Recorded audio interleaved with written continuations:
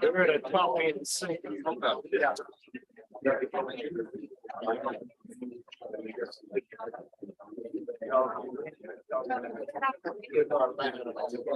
Yeah, it's not.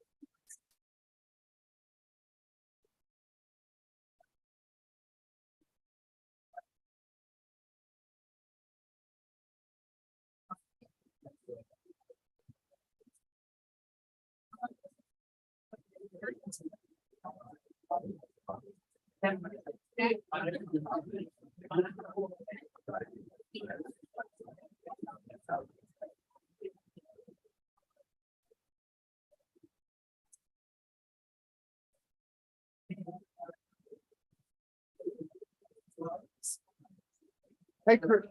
Good, good.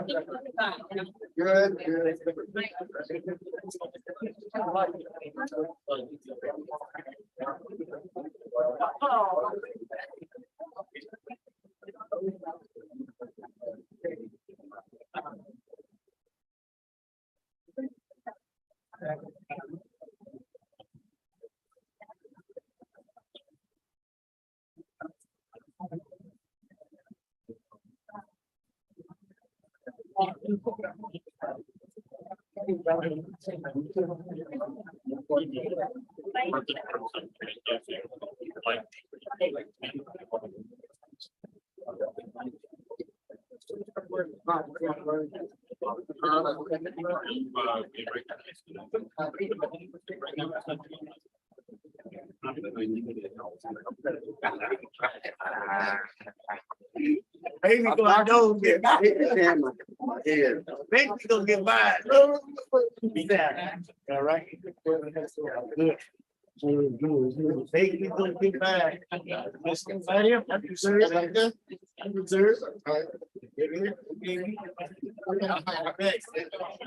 by. Good evening.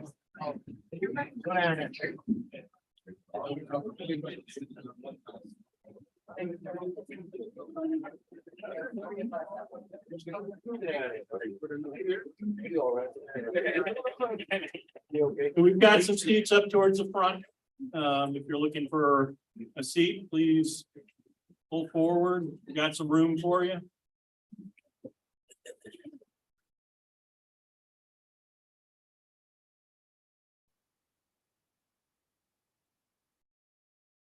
All right, my name is Chris Budnick, and I want to welcome everybody to our 148th transition ceremony. And I think that this must be maybe our 6th Fred Barber Legacy of Service recognition. This exciting evening, and I first want to say thank you to the program participants. You have worked really hard today. You've been out there on the road helping with parking as folks have been coming in, and you helped get the facility ready. And we just want to say thank you for the pride you put into this facility and all your hard work to make this evening happen.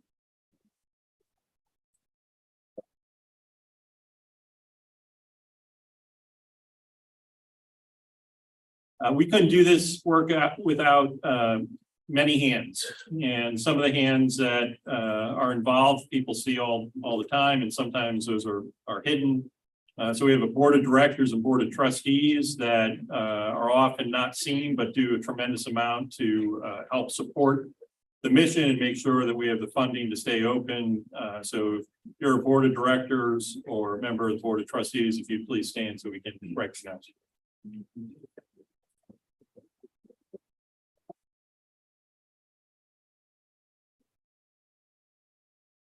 September is National Recovery Month, and as part of that, we have a $25,000 matching challenge. You will see in your program a flyer or a little handout.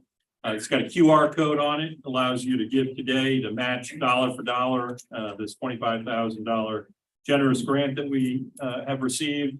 And we are seeking to raise $125,000 this month, which will pay for services for 75 people. We've got a lot in store for tonight, so really excited to have everybody here, and I'm going to turn it over to Mr. William Dickens.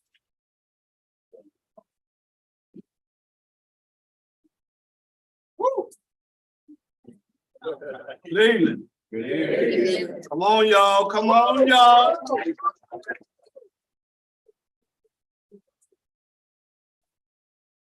No, Chris talks about when they have ceremonies at the women's facility, how loud it gets. Not only are we going to be recognizing silver chippers tonight, but I'm not going to go into it, but I'm going to tell you right now, if you would have ever met Mr. Fred Barber, you would be given a big shout out for helping us get what we got today.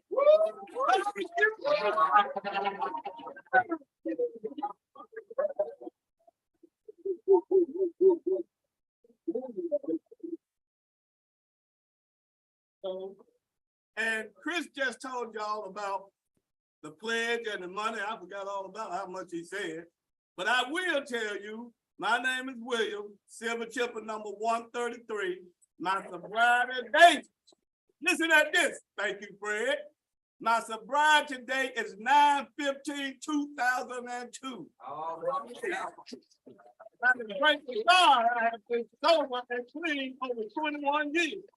And I thank Fred for the classes he used to teach. I tell you right now, it still is in me today. So, if you're an alumni of this program, and I have to say this, because we know the people that didn't go through this program, they donate. So for the guys and the ladies that's been through this program, when you talk about how grateful and thankful you are to Healing Transitions, well, when you grateful and thankful, give back to what was so freely given to you. So don't jump up and tell me how much you love a place. And Chris just told you how many beds. Boy, I feel it coming on. How many beds that money will raise? If you're an alumni, I invite you to become a change maker. I invite you to become a change maker. Because I want to say it my way, but I want to say it like Chris said. He said he invite you. I'm telling you, please become a change maker, silver chippers. Come on. Silver chippers and alumni, y'all. We trying to raise money. Y'all see what we doing around here. And you say you love this place. Put some action behind the love. And I can talk it because I'm a change maker. And I thank the ladies here because we had a ceremony not long ago, and there's been some ladies that were still in the program before they silver chipped out, become a change maker. So just so you know, you can be in Met 1, and I think we will. What was that? We will still take your money. You can be in Met 2. You can be in CTR. Any part of this program, you can become a change maker and help keep the lights on. Like I say, sometimes I wonder because I used to say that the people that didn't come through the program, they don't have as much love as us that came through the program. But I have been proven a lie. The people that didn't come through the program is the ones that's carrying the weight. Come on, y'all, let's step up to the back, silver chippers and alumni. Anything you give will count. Now, I'm gonna try to leave that alone, but it's come straight from the heart when I talk about being a change maker. So, am I through with that? How much per day, Mr. Dickens? How much per day? Uh-oh. I didn't want to take them there, so I'm gonna let you take them there. How much does it cost to stay here per? Because you may think I'm lying. How much does it cost to stay here per night? $55 a day. $55 a day. Now, CTR 1s, if you got a phone, don't you pull it out. CTR 2s, when we tell you, and me and John gonna try to tell you close to it, how many days a person stay here, You add it up. So you can say to yourself, wow, he really ought to become a change maker. So some of you stay here a really long time. Just want you to know. At $55 a night, y'all remember that night. So when they get up here doing all that talking, just look at me every now and then and say, what about the money? What about the money? We trying to raise, y'all. We trying to raise some money. And we said, we alumni. Come on. All right. The first new Silver Chip alumni we're going to be recognizing is Mr. George Fowler. Come on.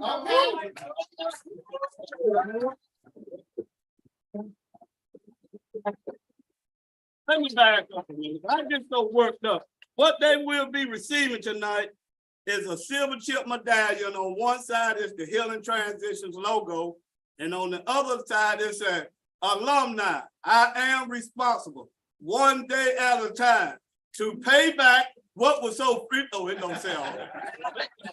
I just want to add that in, to pay back what was so freely given to me.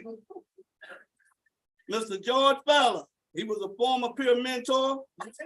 And just say about George was, George is a very serious guy. Hardly ever he would laugh. Every now and then, he don't laugh, but you watch him, he do make one of his eyebrows jump up when he's really serious. He got a little thing, he like, trying to make you believe or something. So he didn't get much help from his peers because I think he was very active in community, so he kind of scared the guys off. But he received some help for not following the guidelines. His enox on this is self-will, and not following the guidelines is very simple to explain. We ask you to do something, you decide you're not going to do, and you do something your way. So some of the help he received from his peers that have helped him since he's been gone with him, that stuff is Paul Revere on Thursday. Y'all got to tell me, I don't know what that means. Chair detox meeting, set up the chairs for one more meeting. Remind a guy that was here, I'm not gonna call his name, to turn in his budget sheet. Save on the Silver Chip call, save Silver Chip calls on his own phone. That kind of makes me think he wasn't making calls or something. Teach a 3 p.m. class on willingness to become a change maker. 5-day verified Silver Chip calls, and step up for Ivan doing hard chores. George was here, but George attended 562 meetings and was here 574 days at a cost of $55 a day. Please help me welcome Silver Chip alumni number 1011, Mr. George Fowler.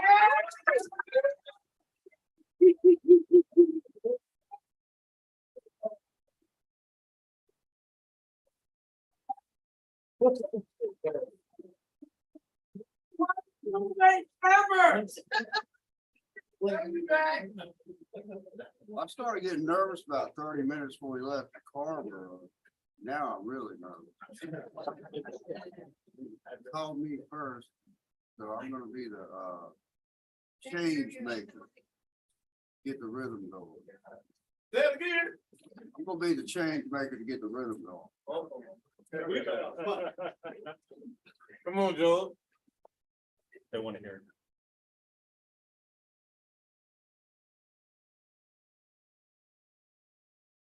There's a lot of memories in this room.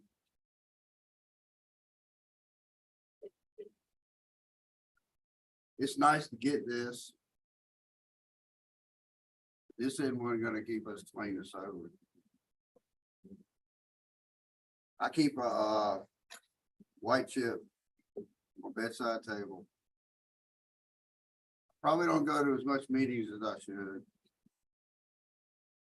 But first thing I do every morning still is make my bed. And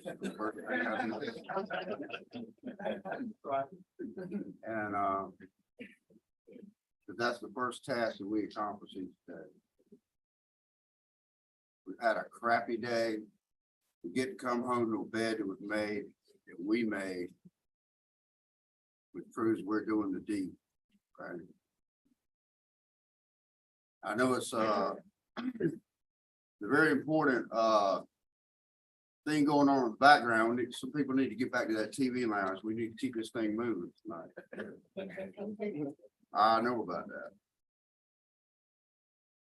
So let's not get carried away up here at this podium, because I can get carried away. Some of you remember. But my friend Lynn wrote what do you call it? A letter of gratitude, which got put in the newsletter, which I never heard of till the very end.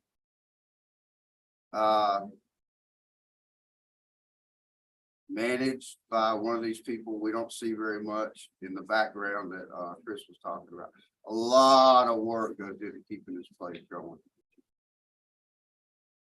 And I'm not any different from anybody else. I didn't think about stuff like that when I got here. It was a lot of self-absorption. So at the age of 59, I'm finally growing up, and that is nothing to brag about. But here we are. Here. So I wrote this letter for the newsletter, and it won't take 3 minutes. I done burned 1.5, I think. And I called it everything. I wrote this when I was still in the CTR room with a roommate that I developed a lot of patience and tolerance from. It was the last 3 months here. Well, there was a lot else going on, but Jason knows it only took me 2 months to find a job. But anyway, I called it Only Everything. Running headlong across the parking lot, my daughter leapt into my arms, pressing her face into my neck, clinging like only a little girl understands, who does not understand why her father left the world, standing alone in a parking lot. My son stood his ground beside his mom, uncertain about his role. Well, there was no uncertainty about his mother, who stood with a hand on a hip, glaring. The police took me away from everything that I held dear, and I took away everything that my son and daughter knew and held dear. A family unit that until recently had nurtured, protected, and loved them fiercely, with all of their parents' flaws. Circumstances pushed my wife and children to Virginia, a world away. I foraged in the woods of Chapel Hill, North Carolina, eking out an existence with the squirrels. The squirrels were at home, and I was homeless, stranger in a strange land. Like Dan Aykroyd dressed as a drunken Santa Claus in the movie Trading Places, I stuffed booze and food into my armor. The squirrels were my only friends, other than my best friend, John Barleycorn, an old school term for alcohol from the big book of Alcoholics Anonymous. I read that book and lived that book during the 1990s, a time of exploration and fulfillment. The years went by slow and tranquil, like birds across the sky. Growing restless, I responded to her coquettish smile, her glimmering eyes. Like a moth to a flame, she beckoned me. A knight in shining armor, I galloped to her rescue to live happily ever after. My steed was overburdened. Unable to see the cliff, we plunged into the abyss. I grabbed a bottle of vodka on the way down. Stone in love, we plundered paradise, exulting in ourselves and our madness. She deconstructed the big book of Alcoholics Anonymous as part of her thesis for a PhD in literature at Duke University. I ended up with a noose around my neck, standing on a chair in a room with mirrors, wondering what went wrong. Pride cometh before the fall, she said. Didn't you know? You imperious child, didn't you know? Her voice repeated and repeated. Broken and starved, I scurried like a mouse under a bed skirt, avoiding the homeowners. You know the type, bill payers that trouble themselves to go to PTA meetings and piano recitals for their offspring. You are cute though, mused the lady of the house. She swooped me into her angel hand, removing me from the monster under the bed. Why do you fret so, you fretter? her infernal voice and tone. From the 1990s, her voice transpired with me into darkness. Her angel hand on my head as I navigated an ill-lit tunnel to freedom. Emerging, finally a clearing away all that was lost in translation to stand alone and fearful, breathing heavy in a cold dawn mist like a horse run hard. Where are you taking us? She asked breathless. Taking what, where? I finally rejoined. And what are you, an angel with an attitude? Her voice arched at me, irritatingly patient. Your daughter is now grown without you, fierce, loving, and brilliant. Did you know that people are now saying that your son looks like Superman? Lacking all of your self-destructive charm and posturing, of course. So, Fretter, where are you taking us? Later that morning, my fierce daughter fiercely drove me to a place called Healing Transitions of Wake County, far from the squirrels of Chapel Hill, North Carolina. Out here in the perimeter, there are no stars. Out here, we is stone immaculate. Is that right? Asked Rayford, the man in charge of these insurgents of Satan. I did not like him. Well, he said, after making your bed this morning and attending recovery classes all day, I want you to report for kitchen duty so that you can help to make everything immaculate. Thus began another journey of exploration and fulfillment, eclipsing all that was lost. There was no uncertainty now. Crushed into dust was lost all vestiges of who I thought I was. Like a thorny axle rose, she whispered, angelic.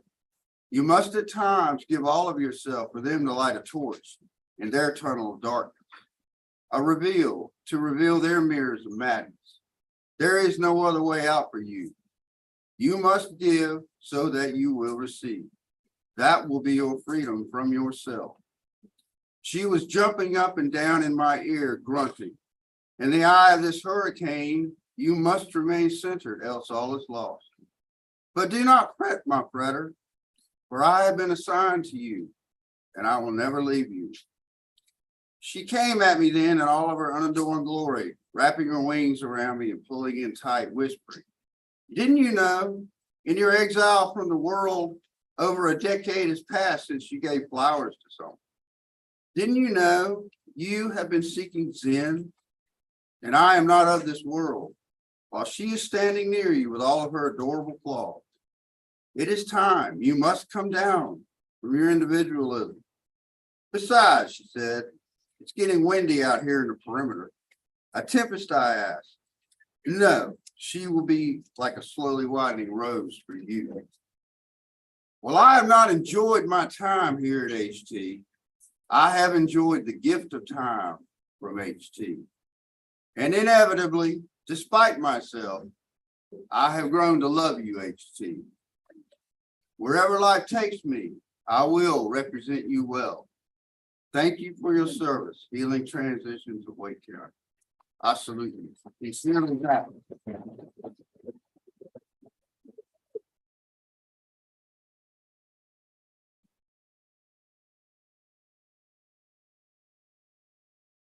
well, that didn't rough it all my fault. All right, the next silver chipper we're gonna be recognizing is Mr. Michael Hines. Okay.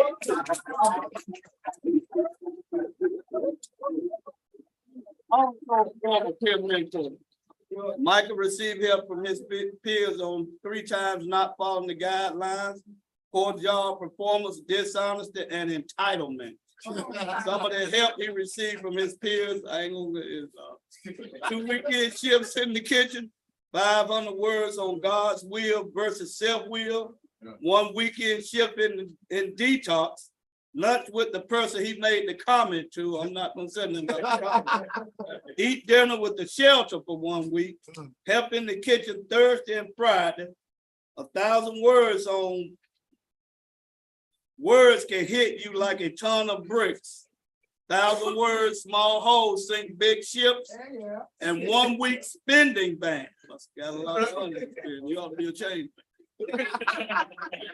Michael was here a total of 359 days at $55 a day and attended 394 meetings. Please help me welcome Silver Chip alumni number 1035, Mr. Michael Howard.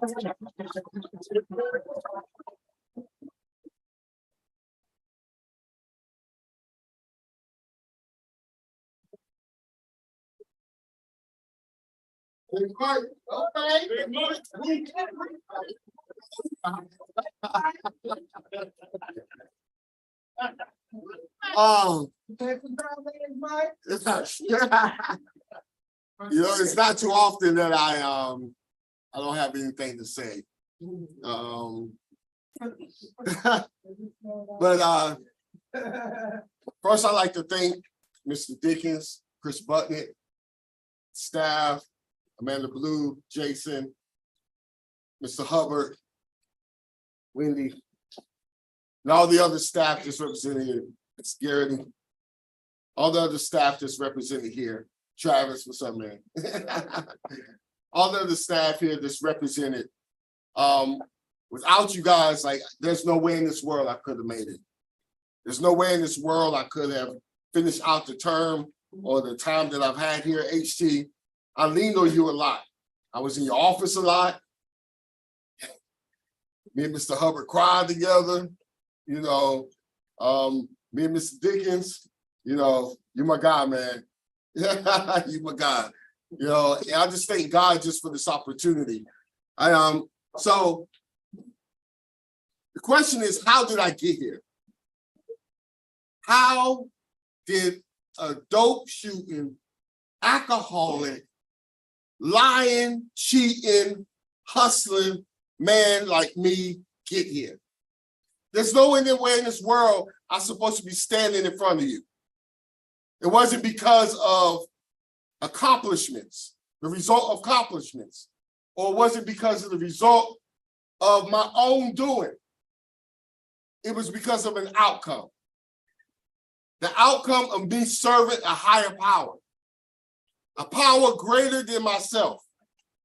And my higher power was not a doorknob. My higher power, and God bless those who do have a doorknob, you know. Just say it. Just say it. You know. I thank God, who is the head of my life, as they like to say in church, who gave me this opportunity. It was only by God's grace that on 7/25/22 that I surrendered my life. And I walked in these doors. On 7/25/22 was the last day that I had a drink or a drug or any type of mind-altering substance in my body. Prior to that, I had lost my job. I even had like a nice little billboard at my job too. And during that time I got fired. The police had came to pick me up, and I'm in the back of the seat of the police car, and on the billboard I'm pointing at the house like, you know? And the police looks at me and says, "Isn't that you, Mortgage Mike?" So we're talking about pitiful, incomprehensible demoralization. We're talking about destroyed. And when I got here, I was here with assault with a deadly weapon, attempted murder charges, and all other things holding over my head. But it was God. I love you, Chef Teresa. I love you, Russell. It was God that got me here. And it was God that kept me here. It was my brothers that I leaned on. So many times, there's one brother that can tell you I spent more time crying in meetings than anything. But yeah, it was my brothers that kept me. It was everybody that, you guys are the solution. Because I see hope in you. We talk about the second step, the spiritual principle of hope. It's you. Your hope. By you showing up in here, showing up every day, you give me hope. And I thank you for that. Again, I like to thank everybody just for this opportunity because I'm about to get wound up too. You know, I like to thank God again in this opportunity. Without healing transitions, look, there's no way in this world my life could be saved. Thank you.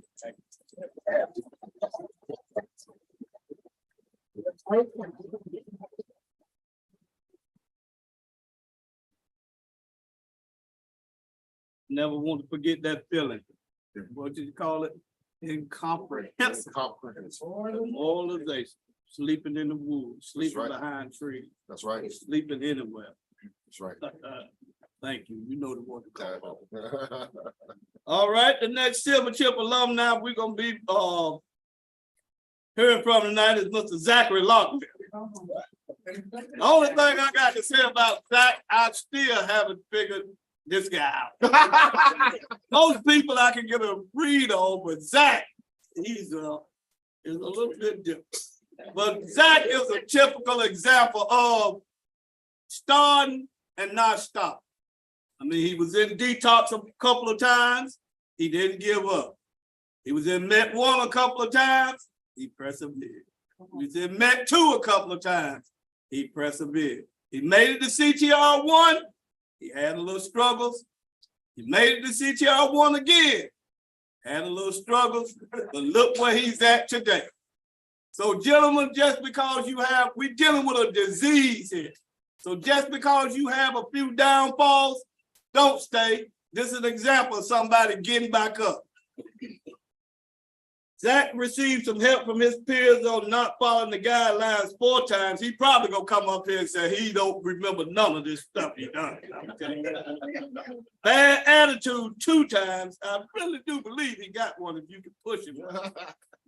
Dishonesty. Phone went off in the CTR2 community. Jason, you won't hear that. That was one time I was trying to get him worked up. He wouldn't take the bait. So he had some help from his peers, 9 a.m. to 6 p.m. one day, help detox. Do 3 days, check detox sign-up sheet. Verbal roster check, 500 words on dishonesty, 1,000 words on react versus respond. I guess that's got something to do with that anger. S group leader until he petitioned, make 20 silver chip calls and phone monitor for 1 day. Zachary was here and he attended over 360 meetings. I like to say them days last because I like for them to remember how many days they was here at $55 a day. And he was here only 403 days, but it's still $55 a day. Please help me welcome Silver Chip alumni number 1036. Yes, Mr. Zachary.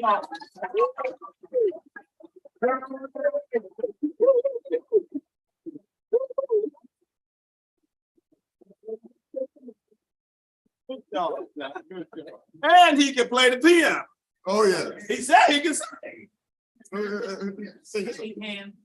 I'm not gonna say much, but I mean, I'd like to thank the staff. I'd like to thank God. I'd like to thank the staff encouraging me, helping me along the way. I'd like to thank the program. Because I mean, I needed it more than anything. That's about all I got. Thank you.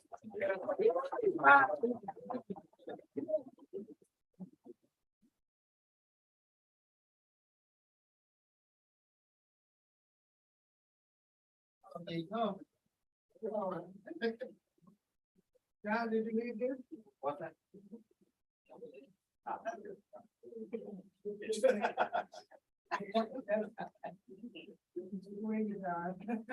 Goodness gracious, goodness gracious, goodness gracious. My name is John.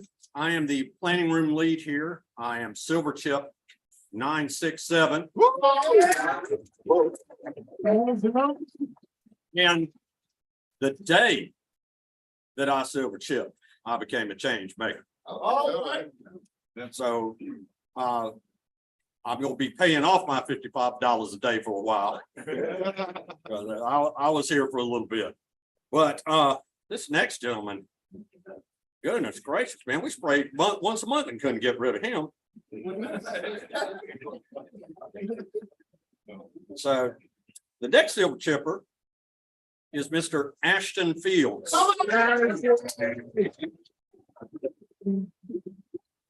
Okay. Okay, I won't add it up, but it's 702 days. Yeah. Now, I will say this, Ashton definitely got our money's worth here while he was here. He tested every structural integrity of this program. Goodness, 473 meetings. As for community help, we kind of lost count on that. He was met 1 3 times, met 2 3 times, CTR 1 3 times, CTR 2 1 time, and then mod 2 3 times. Community addressed him for 10 PJPs, 8 not following guidelines, one of which was dipping in class. Yeah, you know, little between your cheek and gum there. 2 inconsiderations: self-will, entitlement, procrastination, bad attitude, and broken commitment. So I'm not sure we have any other guidelines. There may be, you know, the EDOPS were dishonesty, manipulation, dishonesty, fear, dishonesty, anger, dishonesty, self-will, dishonesty, entitlement, and dishonesty. So we're not big fans of tobacco use inside our buildings. And so community helped him out with a 2-week ban on dipping. He has a couple of the best helps I've ever heard. One, words are easy, getting fired isn't. And Ashton has the most powerful help I've ever heard since I've been here. Copy every name of Detox Law. I don't know that y'all know this, but every person that's been in this program and we've lost to this disease, their pictures on that Detox Law. And that man had to stand there and copy every single name. There's nothing more powerful than that. He and I spent a lot of time here together. He was a peer mentor, learned a lot in there. And sometimes didn't learn a lot in there. He's somebody I view as a friend and somebody I admire, because through all of that, that man never gave up. Never once did he give up. He'd get up, brush himself off, go put a little more tobacco in his tea, and get right back to it. And I am proud to call Mr. Fields my friend. So, Ashton, congratulations.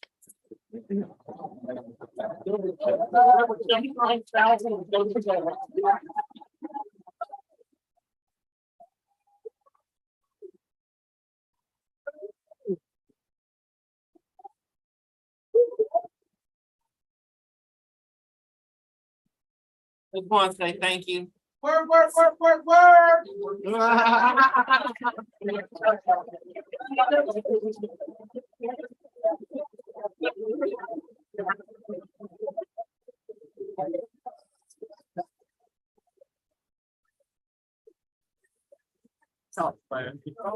Oh, God. Somebody right here. Somebody not be right here. Some might not be right here. Some might not be right here.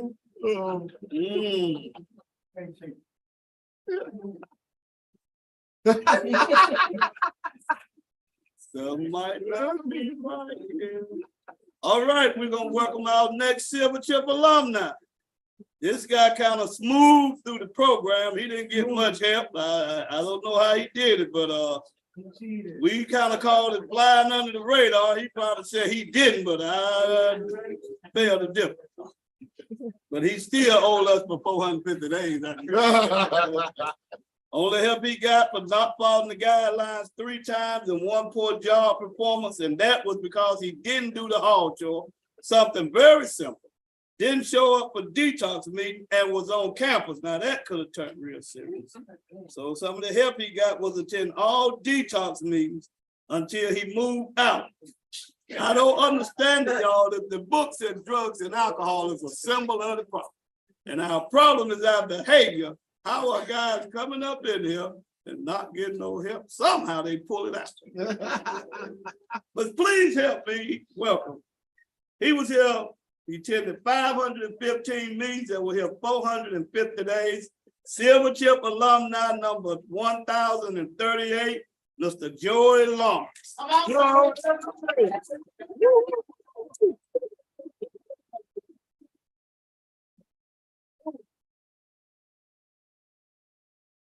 Jeez Louise.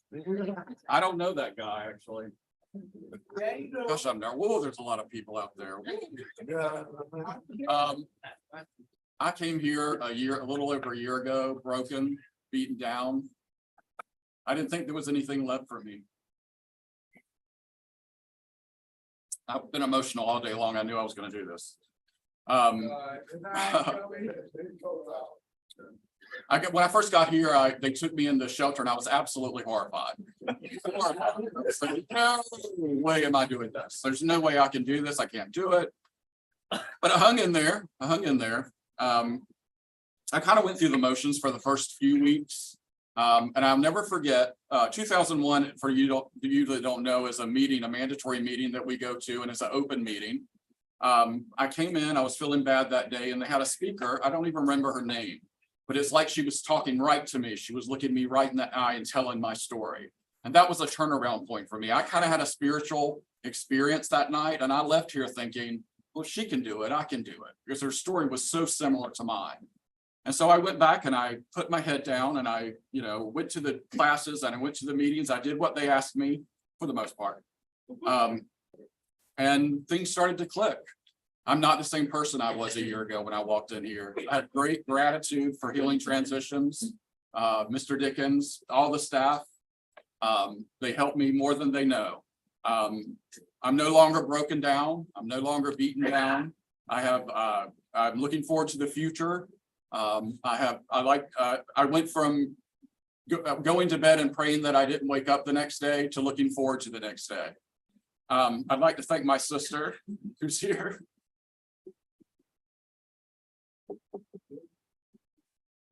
Without her support, I could not have done this. She was incredible.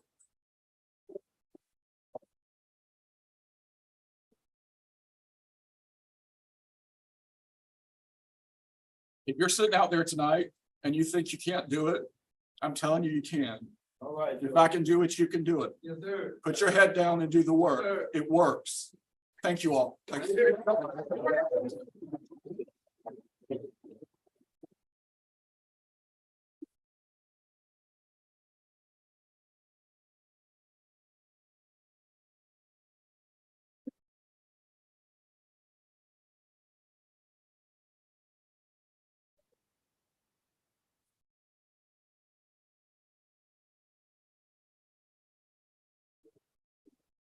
All right. If y'all forgot, I'm still John. Next gentleman. Let's just put it this way. It's he's real quiet, kind of doesn't stir up a whole lot. If any of y'all seen pictures of the rocks in Death Valley, and it looks like they've crawled across the valley, where there's a trail behind them, like they've been moving. That kind of describes Daniel Miner. He, you don't see movement, but it's happening. He's slowly kind of sliding along. I do want to congratulate you, Daniel. you were by the Campgrounds of America voted Camper of the Year after being here 711 days. So, but you did get 686 beating while you were here. One time in MET 1, one time in MET 2, one time in CTR 1, and one time in CTR 2. Now, each of those times were somewhat lengthy, but never once did he go back. He kept plodding along. He kept working, never gave up. Now, really wasn't addressed a whole lot in community. One, not following guidelines. He was addressed for not following community process, which that's a bigger one. We don't see that one too often.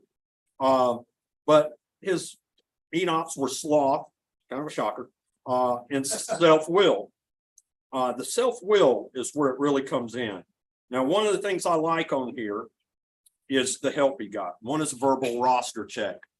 And what that involves is you have to go to the members of your community and speak to each member of your community and have them tell you what they see about you and how they can help you and what you can do to help yourselves. And that's a powerful thing.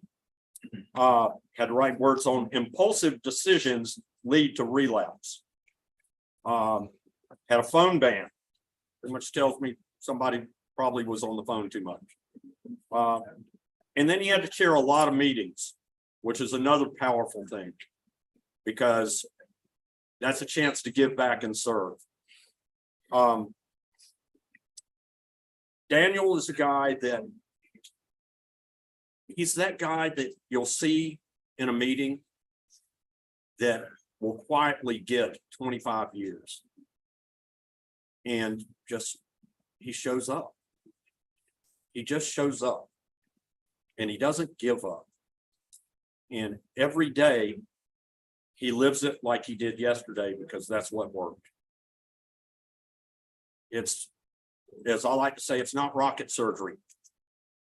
We don't have to fix it if it's not broken. And he wakes up in the morning and he does what he did the day before, because he was sober the day before. And he lives that day the same way because he was sober that day before. And he finishes his day because he was sober the day before. And by doing that, he's sober today. So I'd like to congratulate and welcome Mr. Daniel Minor.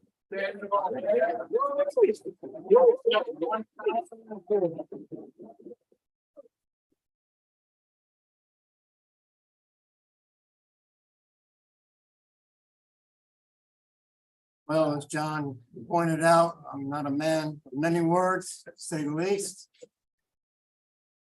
First of all, I'd like to give a huge amount of credit and gratitude and appreciation to staff and all the peers, my peers that I went through the program with. You were great help. When I first got here, I was a total train wreck, a storm out of control. I destroyed just about everything I touched or loved. I'm still working on myself with that. When I first got here, I didn't know which way was up. I was confused. I didn't think I belonged here. How wrong I was. And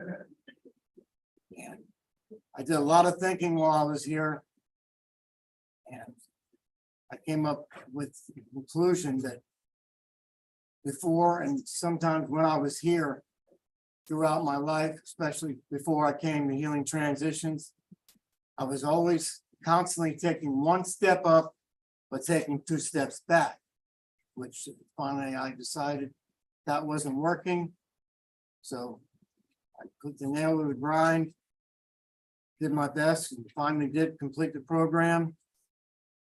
And today I just have this feeling that I'm not going to ever look back anymore, look forward, because to me, recovery is not a race and there is no finish line. Thank you all very much.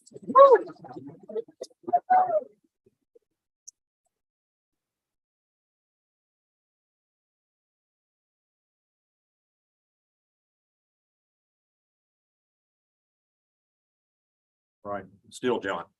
Still John. Our final recipient tonight was a peer mentor. Yeah, many times, yeah. I can honestly say, he is the only Knights of Light elf to ever wear Gucci and Versace. Yeah. He was here a total of 509 days, 508 of which he visited the clothing closet. He had a total of 451 meetings. He was in Met 1 5 times, Met 2 5 times, CTR 1 5 times, CTR 2 only 2 times. I am proud to say that we are currently changing the name of our clothing closet to Or Cellular in Men's Fine Clothing.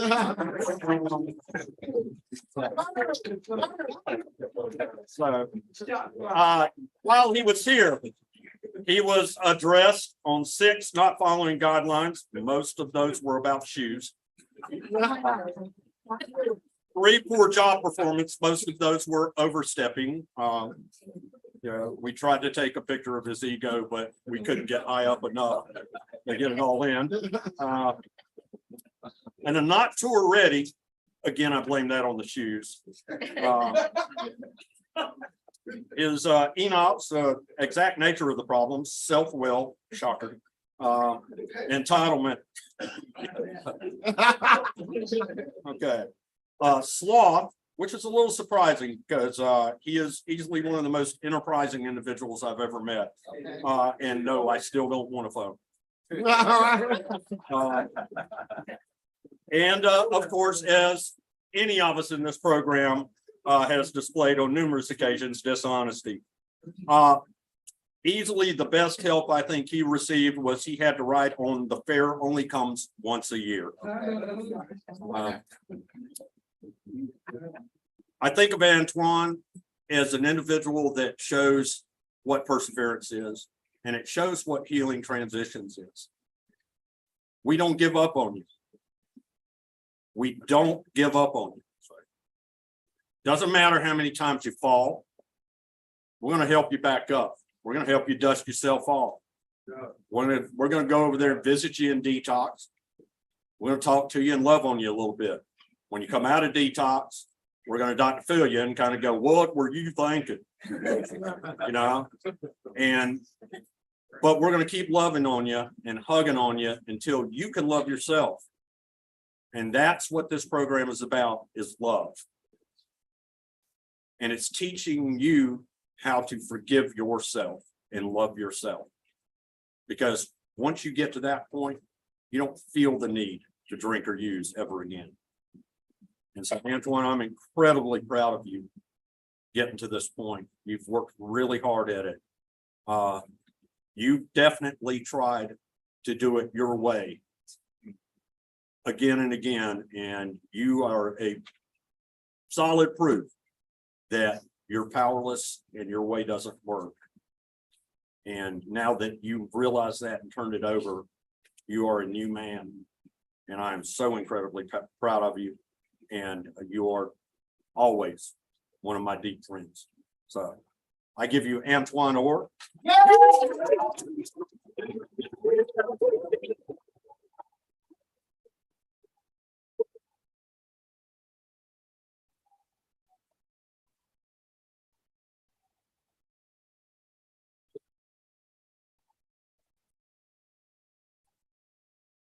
What? In the building. Hey, mama, how y'all doing?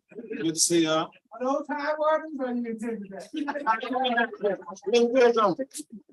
Anyways, one thing the staff here sticking around. Man, it's deep in. A lot of familiar faces. How y'all doing in the back? What's up, Bobby? Yes, sir. Yes, sir. Been mentor. I remember seeing the bus, brought me in the healing transition the first time. 5 times, was it, Pat? Yeah, sure. 9 times 12. 5 rings. But it's good though. Man, never thought I'd be in the place I am today. Given the opportunities, become staff. Wow. Thanks Mercedes, the man in blue, Chris Budnick, Jason, Mr. Dickens. Well, we had some times in that planning room. Oh yeah. Man, it's been a journey. I left out, thought I had it under control. Didn't have nothing under control, right? Had to come back. My background was like it was a book, with a solid AA book. Had some friends, James Little. You know, they helped me get a lot of expungements all throughout this program. I utilize my resources. So I encourage y'all, man, just find out what your resources is. Myra, how you doing? First sponsor, Bob Goodell, where you at? Man, I remember these guys, Justin Garrity. How you doing?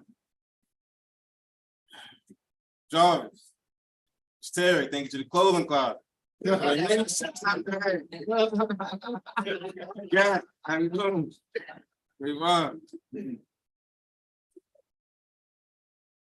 But I did give a lot of it back. Give a lot of it back. Thanks to some good help, some good suggestions. Mike, I don't have that Gucci suit no more. Good. But it's okay. It's okay. Still here. Got this out of Target. Yeah, I appreciate it. It's been a journey, man. Thank you all.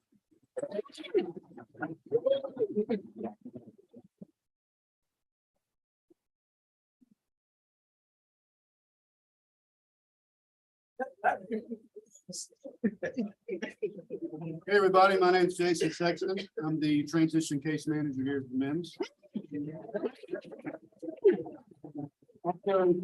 Number 524. So I work with the men that have completed the education portion and are now either doing a commitment, looking for work, or working and saving money for housing. What we'd like to do is we'd like to recognize those gentlemen that have made it to CTR2 since the last ceremony. What they're going to do is they're going to come up here. I'm going to give them a copy of their detox picture. And then we have a tradition here as well. The premise behind it is while we were out there running the streets, we lost a lot of our marbles. So they're going to come up and they're going to get one of the marbles back. Okay. The first gentleman couldn't be here tonight with Alan Smith, so if you want to skip over him. But next up would be Tyler Manueller.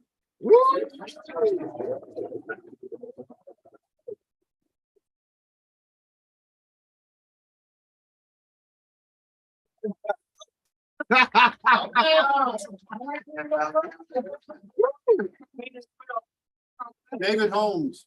David.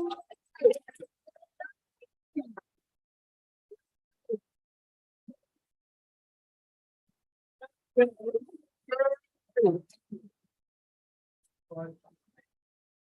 see you, bro. Jason Atkinson. Okay, Jason.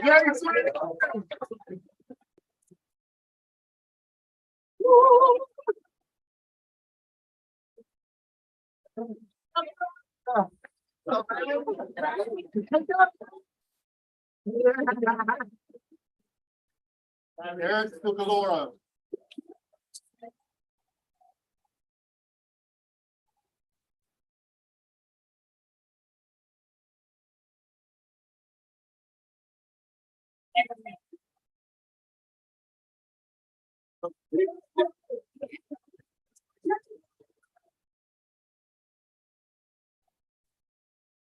Cody Hill.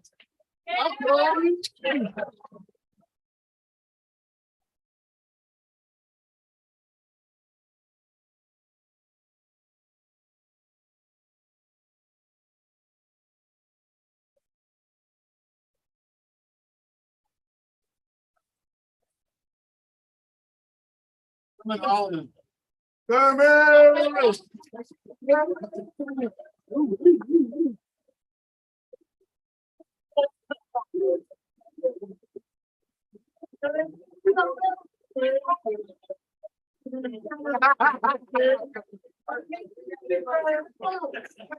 Lori Bullock.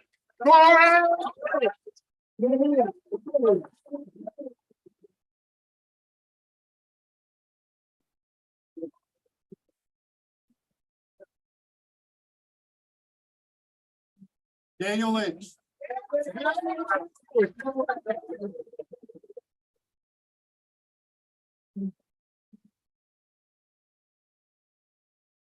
Stop, baby. Congratulations, everybody.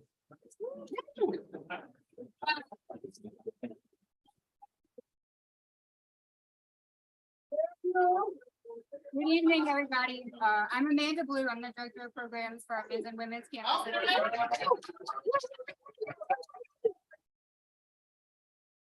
It's my honor tonight to start off the employee recognitions. We're going to recognize Alexis Hampton for 1 year of service to HT.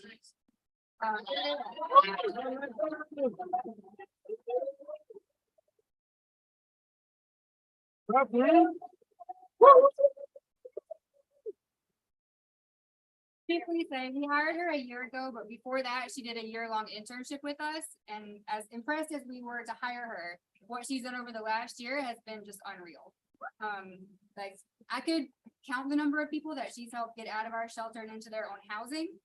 But what I couldn't count is the number of people that she's engaged in physical and mental health services that changed their lives, their families' lives, everyone else in their lives. So that impact is really not measurable. She now serves as a member of our leadership team for our shelter. And I think most people in the room are aware of what the size of the need for emergency shelter is in our community. So it's an understatement to say that's a big job, and I could not be more grateful.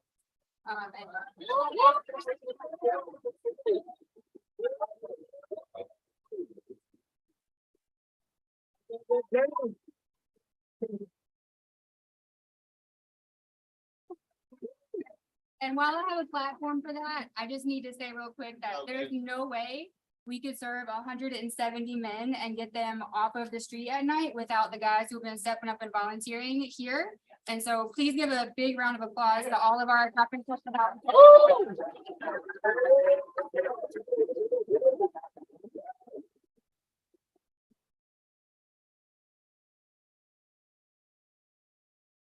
Hi, my name is Justin Garrity. I'm the Director of Recovery Services here at Healing Transitions. I'm Silver Chip 676. Not a big fan of this microphone. I don't think it's working that time. Anyway, Trey McBriar is listed on our program for receiving 1 year of service to HT. He's not here right now. He's at a retreat. Spiritual retreat up in Medoc Mountain. But Trey is the guy that drives the cool minibus. If y'all seen that, rocking and rolling. Trey does extensive outreach work in the community, visiting people that are living in the woods and tents and so forth. He's formed a lot of relationships out there. He's been able to provide a lot of harm reduction supplies. He brings nurses for testing and treatment of folks living out there. He brings a veterinarian out there. People have pets. One thing, we did a quick study the other day and found this is not just Trey, but the rest of the rapid responder team as well. 168 unique individuals were reversed by naloxone that team provided. So that's 168 lives saved. We don't know how many times that person was saved either. And we also think that is a low count. So just know that we're out there saturating the community as best we can. Folks on the rapid responder program like Trey are a big part of that. And I think it's important. That's why we have all these naloxone trainings in here. I know people in this room have reversed people from overdose. Silver Chippers, congratulations. It's a big deal. It's a big night. You're part of the family. You'll always have that number. Thank you. Thank you. Thank you.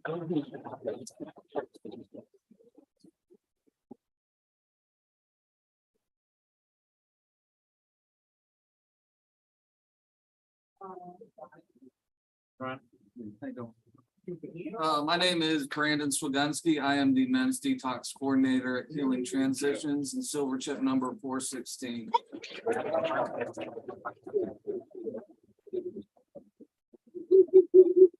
So Russell Woolley began his service with HT September 11th of 2018. He began working here part-time, eventually moving to full-time, and now he's part of leadership team as the men's assistant detox coordinator.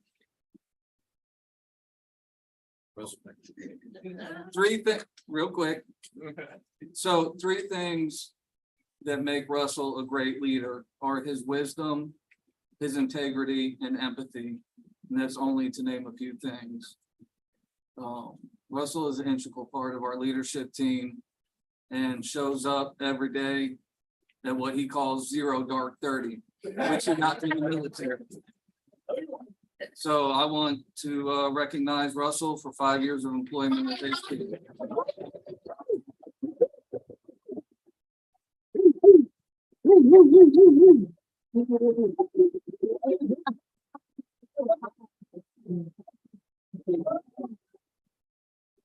I'm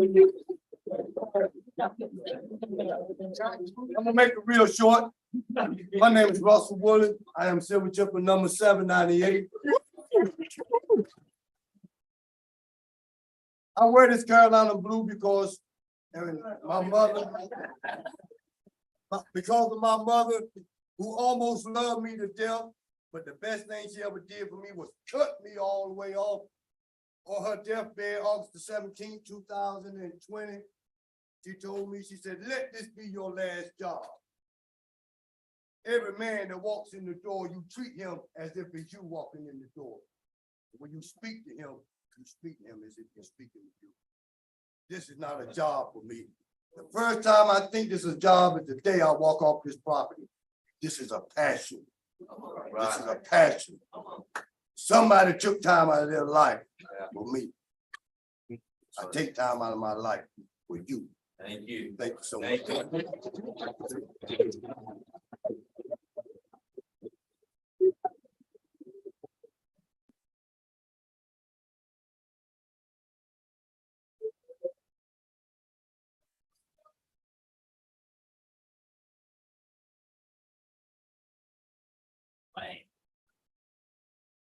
Oh.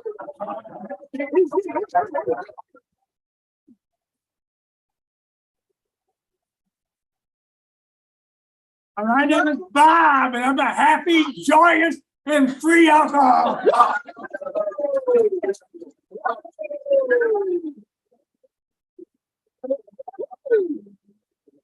It's been a little over an hour. How about we get on our feet and raise the roof? Oh, yeah.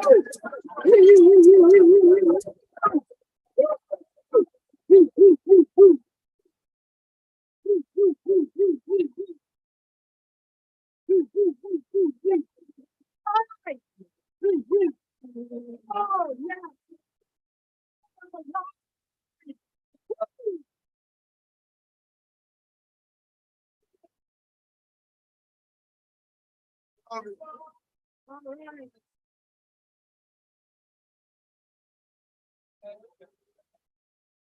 don't think anybody except his family knew what Barber as long as I am. What a joy that was, what a joy it continues to be, because I feel him tapping on my shoulder. And it's one of the reasons that I love this place. It taught me to love this place. It taught me, so, and like Fred, I can't get enough. So, be able to stand up and say that, really important to me. I knew Fred. I never called Fred Pops.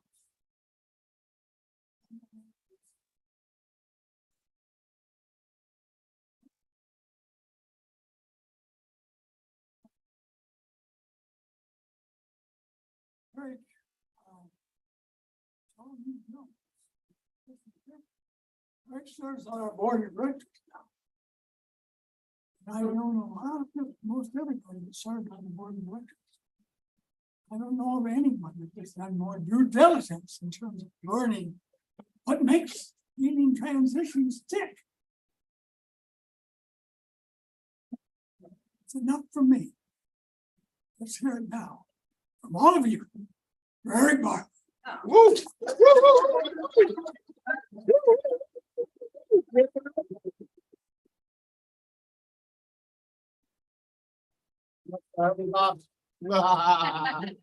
Anybody else want to follow Bob? I think you broke the microphone again. Good evening. Good evening. Oh, man, don't make me get Mr. Dickens over here.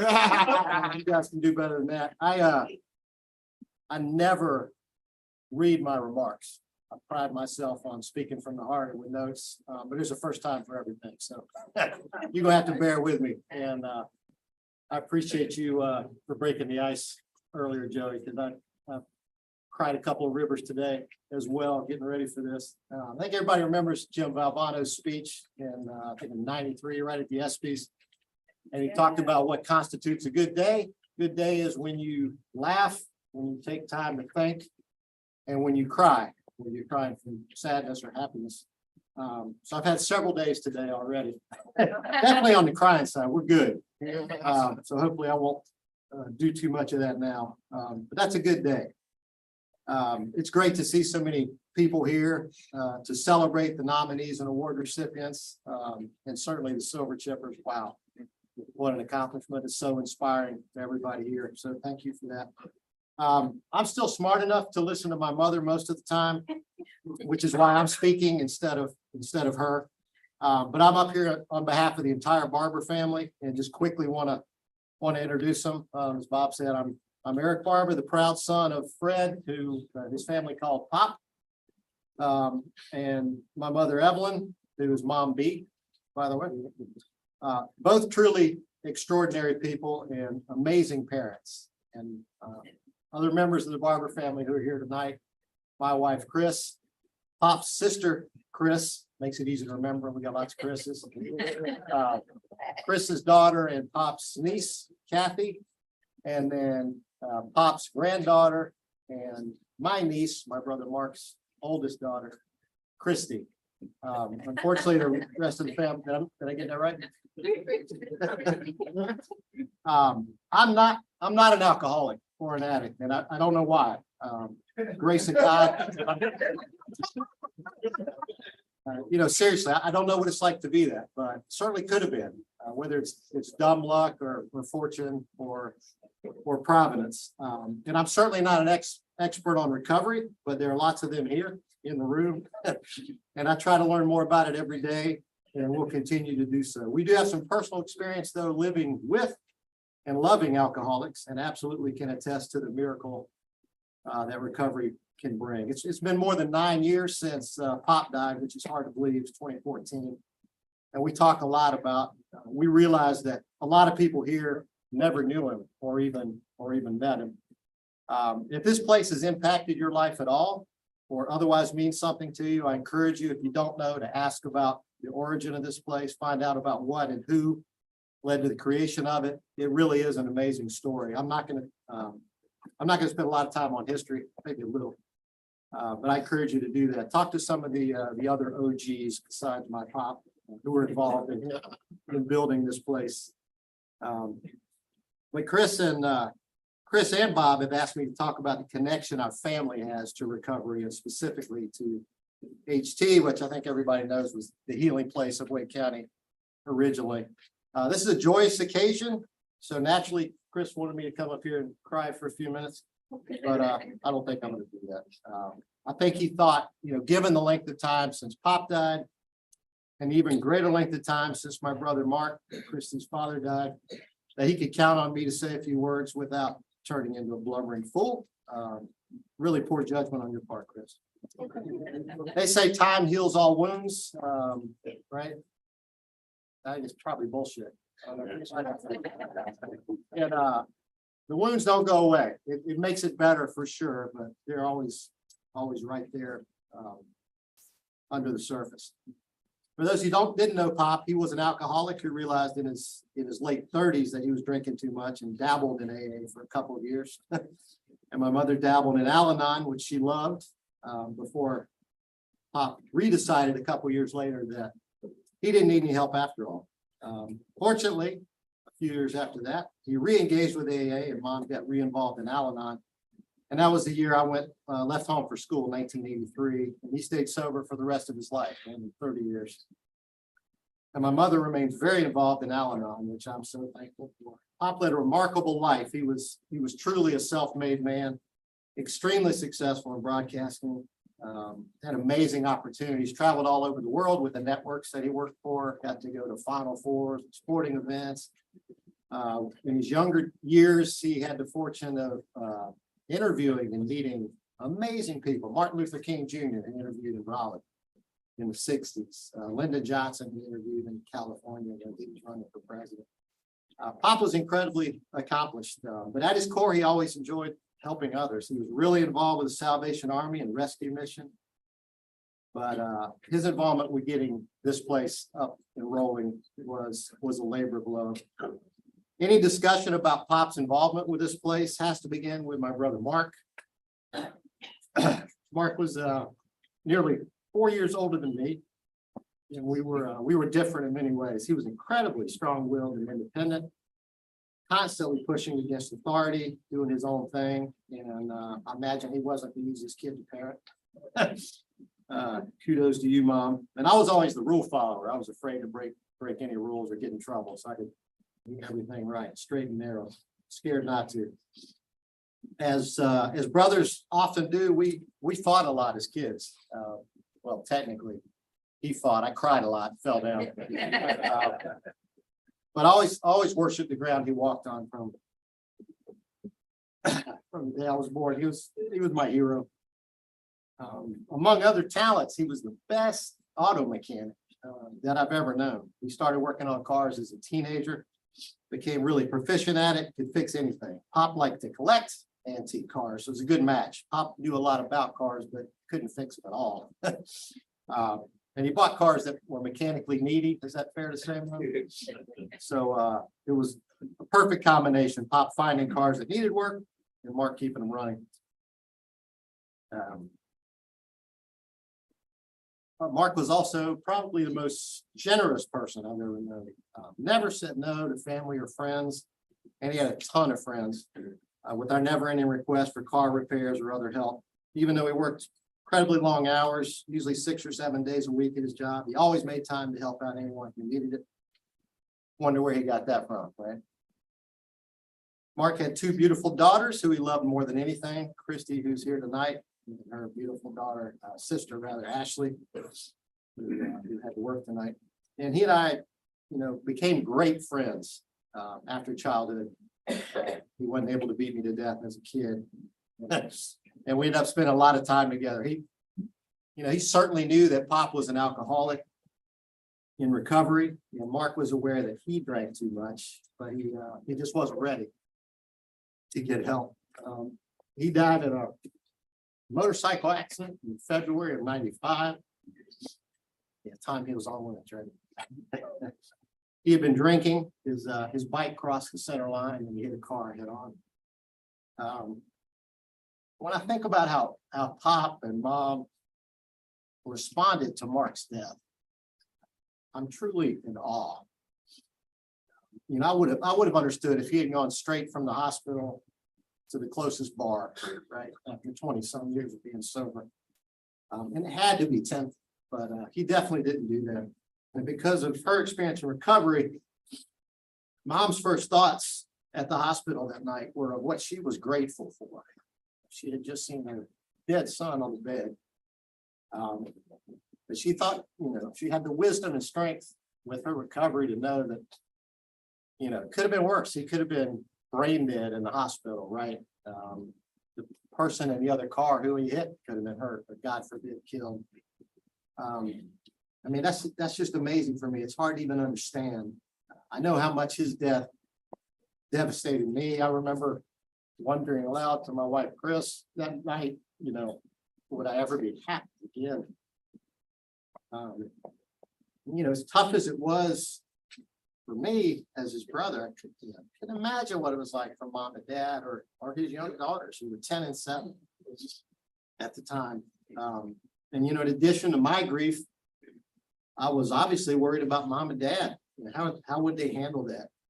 Would they be able to cope with it and survive? And what I quickly realized is that because of their strength and their recovery, I didn't have to worry about them. Their involvement in recovery was such a blessing for me. If I could impart anything tonight, again, it's someone fortunate not to be an addict, but to have been impacted by it, is your recovery is not only a gift to yourself, but it's an amazing gift to your family and friends and those who love you and care about you. Can't imagine what a relief that was, knowing that they were going to be okay. And they understood there was nothing they could have done to keep Mark from drinking or from his death. So they didn't wallow in guilt like a lot of us would probably tend to do. Mark died in 95, and just 2 years later, Pop, along with Maria Spalding from Wake County Human Services, Barber Goodman, who hopefully a lot of you know as well, and others, started working on the framework of what was to become the Healing Place. So that was just 2 years after Mark died. So he ultimately responded to his son's death in the most positive way imaginable. He retired at the end of 98 and was a driving force in raising money, securing the land lease, and working to ensure that the dream came to fruition. The Men's Place, as I'm sure you know, opened in 2001, and the Women's Center just 5 years later. Promise you I'm almost done. And thinking about tonight, I went back and listened to an interview conducted with Pop in 2009 about the early years of the Healing Place and how it came to fruition and what the place meant to him. So rather than me trying to, describe his feelings, I could hear him in his own words talking about it. And what he said was, among other things, he said, "I love this place. I love what it does. Nothing in my career working comes close to the sense of commitment and accomplishment and importance of what I've done here. I really love coming to work when I come to volunteer here. HP has had a profound impact on my life. The last 10 years have been the happiest of my life." That's what really resonated with me, right? This is more than a decade after his son died. That gives you an idea what this place meant to him. So as much as he did for this place and for the people here, know that what this place did for him was amazing. And he loved the staff, he loved the participants particularly. It really was the happiest period of his life. So whether it's serendipity or providence or whatever you want to call it, how one event leads to another, I'm not sure this place would be here at all. It certainly wouldn't be the same as it is, not for my brother's death, right? It's crazy. And how it really was an impetus, I think, organically for Pop to really be driven and committed, again, not alone, but with the help of others. Nothing he liked more than being here. He was here more days than not, from the first day it opened in 2001 and until his death in 2014. Community energized it. It was his life's work. How lucky he was that he found such a purpose, right? We should all be that lucky. The more time I'm here, the more I want to be here. I understand this place is an amazing community filled with caring and love. And it's always bittersweet coming here, right? It's hard to come here.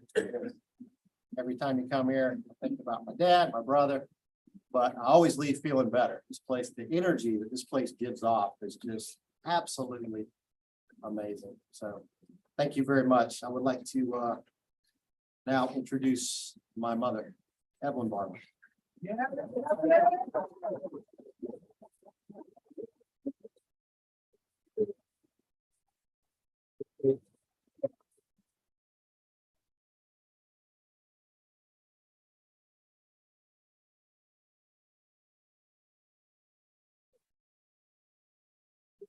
Oh, thank you. I needed that. You've already heard a lot of great speeches. You can just relax. You're not going to hear one now. I'm just here to give you a warning. as many of you know, when we're living with active addiction, the addicts can be a little tricky. I wasn't supposed to be on this program tonight. I just found out about 10 minutes till 5 that I was on the program. But so, and that's due to some sneaky recovering alcoholics. Just to let you know, this we weren't warned.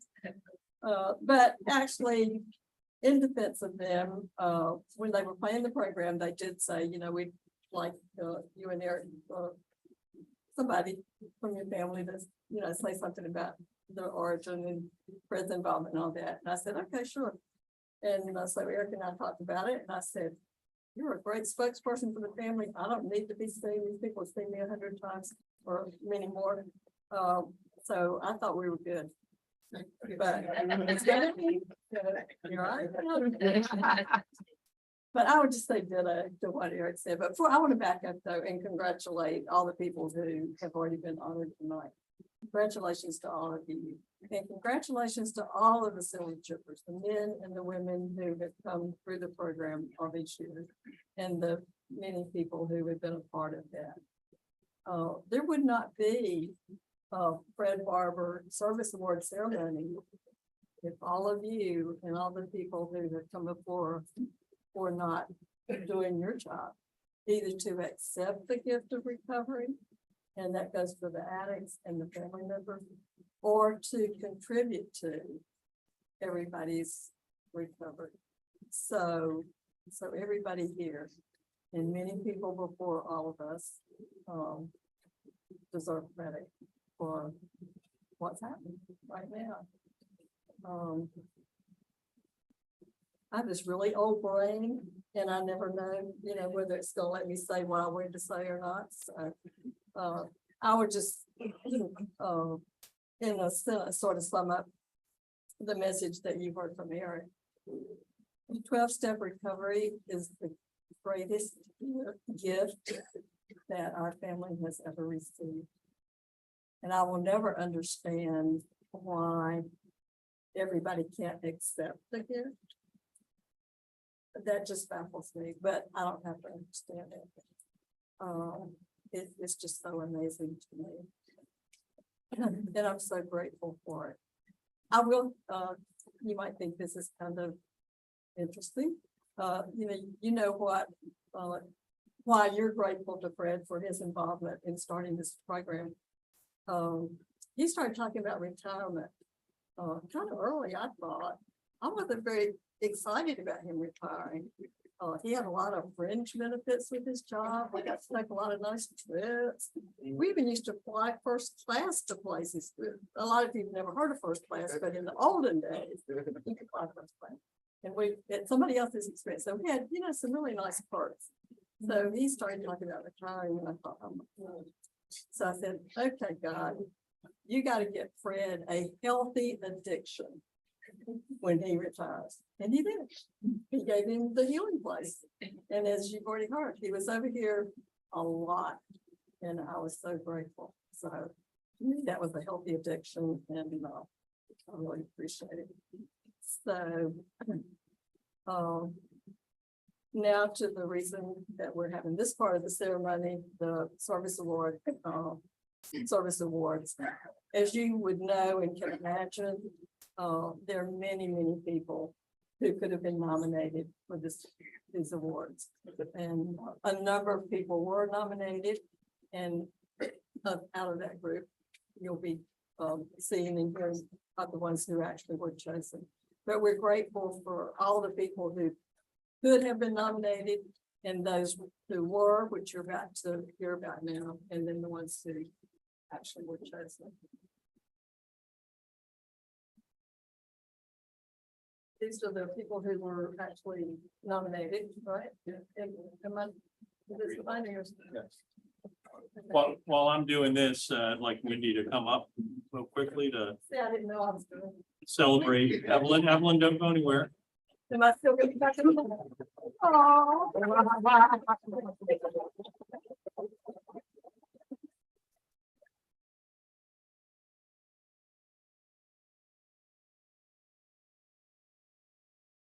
I just want to read through the names of those who received nominations because those, while they may not have been selected, are just as deserving of some recognition for being of service, the spirit of what Fred did. And this is also an eye exam up here. The following folks received nominations. We just want to acknowledge them. And if you get a chance, we applaud at the end. So the Adventure Club, which is Brian Mosh and Billy Jones, Amanda Lampros from Seven Marks Church, Anthony Conrad, Bobby Barrett, Bob Goodell, Bruce Siegler, Miss Carol. We're still recovering from her talk last December. So Clavon Wiggins, Justin McClendon, Katie Crane, Mark Black, Martha Chase, Nicole Silvernail, Nicole Stewart, Patrick Stoll, Peter Gilbert, Recess Games, Seven Marks Church, Tabitha Smith, and Tyrone Faison. Round of applause.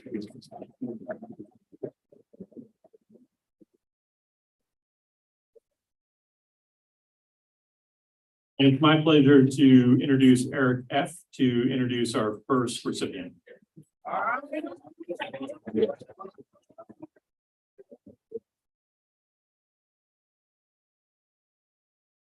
Eric. I'm an alcoholic and addict. Tonight I have the privilege of introducing the first recipient of the Fred Barber Legacy of Service Award, which is a way to honor the service ethic embodied by Mr. Fred Barber. The person who I'm introducing has made a huge impact on my recovery. I know he's a consistent member of AA. He gives rides to all of us. He facilitates classes, he sponsors, and he just always seems to be there when you need him. I couldn't think of anyone more deserving of this award, and I am honored to introduce Mr. Walter Brooks. Yeah.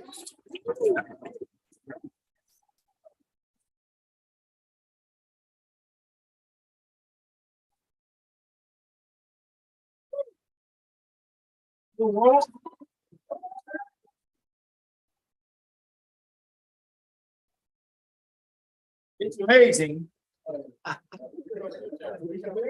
It's amazing how God can take one man's death and give all of us life. Yeah. Just scar. And just let you know that I'm not here for any of this. Because to be the greatest among all is to be servant. And I'm grateful that I'm being taught the Greek word doulos, which means to serve without expecting anything in return. But she's been trying to get me to give her a couple of words since last year, and I've been dodging her. This world ain't none of my home. I'm just passing by. Son, my hopes, my dreams, they're all on high. My loved ones, my friends, they all have gone on home.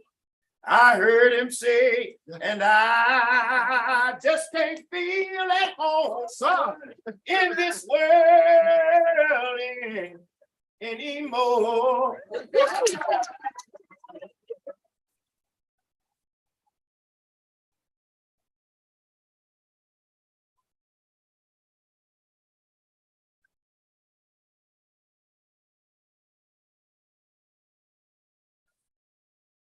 What's up? Yes, George.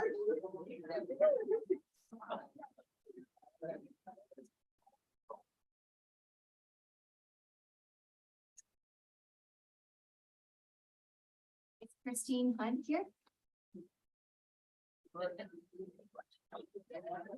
Christine joining us to interview for the next position.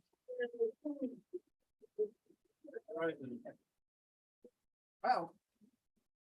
Hello, my name is Christine Hunt. My name is Christine Hunt. I am honored to introduce a special woman I have met on my journey in recovery. She has made a big impact in my life today. Her service as a volunteer in the kitchen at Healing Transition has made a big impact on all the women there. She has showed me how to be of service to others. I give you Miss Laura Delavecchia.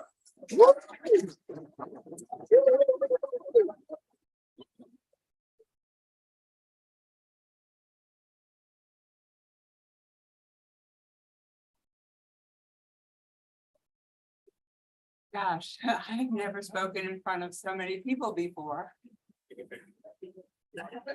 And we're gonna take a picture first.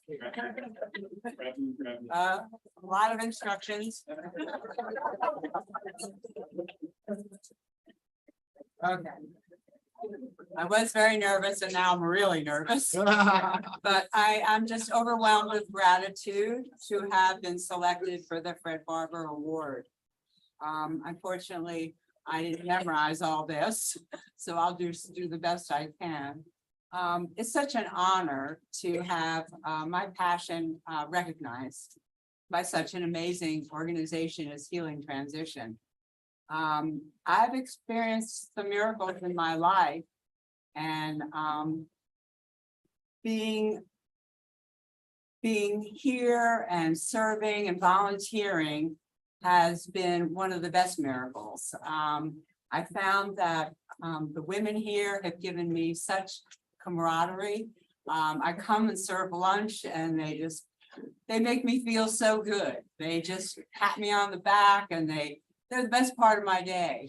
A couple of weeks ago, I was having a bad day and all of a sudden I got a text from a bunch of the girls with hearts to make me feel better. And they're doing all the hard work. That's the miracle of all this. So many miracles I've seen, but every week when I go and serve lunch, I look around that room and I see miracles, absolute miracles that they walked in those doors. And I've experienced that. I'm a mom and I've had a daughter that's come through these doors. And the gratitude that I have is just overwhelming. I'll never stop volunteering and coming and trying to be a change maker. Yeah. I'm just trying.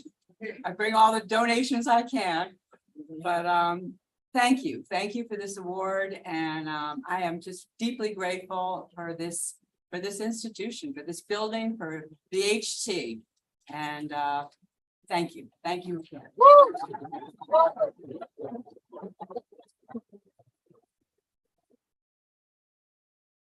Hey, Laura. Every recipient's supposed to sing. Oh.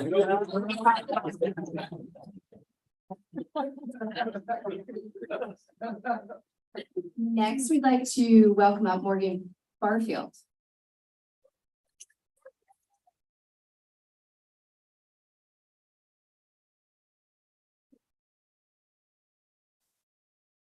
And Kevon, sorry.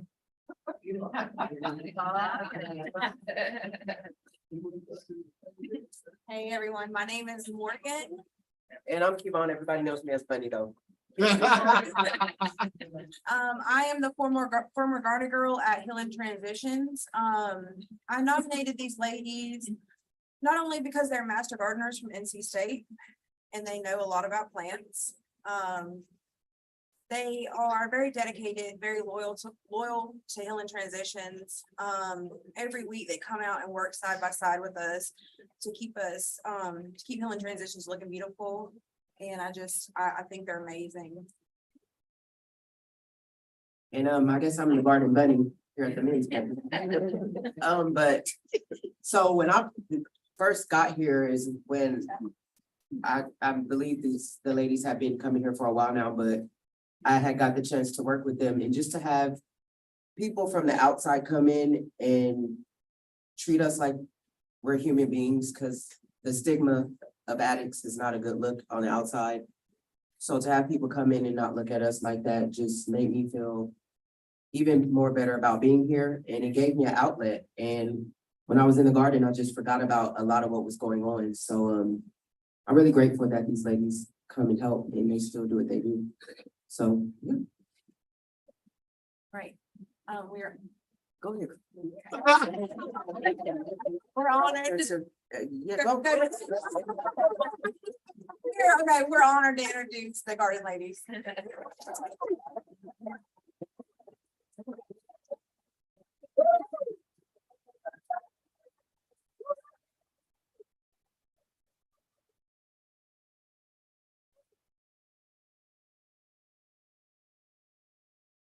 Bring them all up.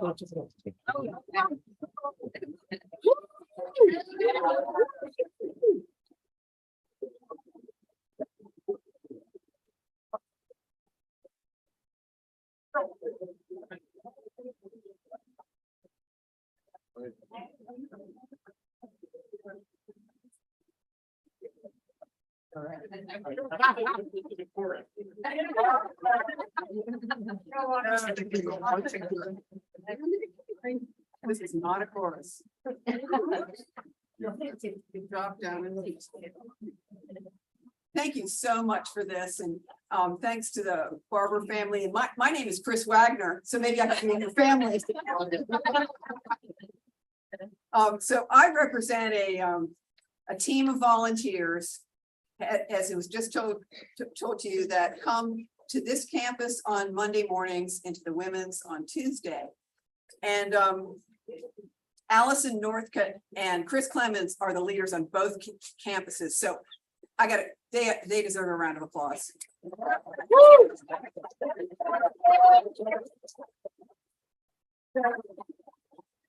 I joined them on this campus about 8 years ago. And we bring the love of gardening along with educational resources from the Wake County Extension to the participants here. Raise your hand if you've helped in the garden. That's what I'm talking about. That's what I like. That's what we do.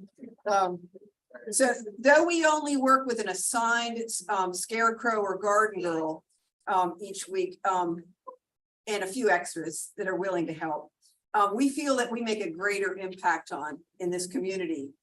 You know, what we work together to create really is for the enjoyment of all.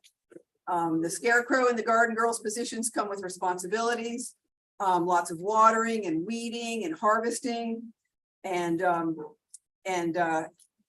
job is to teach and demonstrate sustainable gardening practices. And that's like soil prep and vegetable variety selection and planting and identifying insects and diseases and putting up trellis systems and a whole lot more. So we love it when participants come up and ask us questions, and we love it when they share their experience about gardening. And it's usually, you know, what your grandmother taught you, what your grandmother made you do. And so come and engage with us, because we're happy to talk to you. And don't miss a chance to get out to that memorial garden and sit there and enjoy the native plants and the serenity and its year-round beauty out here. It's just a really special place. And whether it's vegetable seeds or flowers, you know, watching the seeds come up out of the ground is amazing every time. And it's representative of the growth that takes place among the participants here. And I like to stick around for the miracle. So we typically check with the chef in the spring, in the fall, to decide what to grow. It's often a salad bar garden, and the produce is weighed as we harvest. And I've just got to brag that we usually grow over 1,000 pounds of produce in this garden. And our #1 crop is tomatoes. But when we have a good year of watermelons, our numbers go way up. What wasn't this year? But it's also fun when we have the flowers to put in your cafeteria. It's such a pleasure to work with the participants. It's such a pleasure for me to work with the other volunteers. And if you'd like to learn more about what our organization, come and see me afterwards. I've got some cards, because it's men.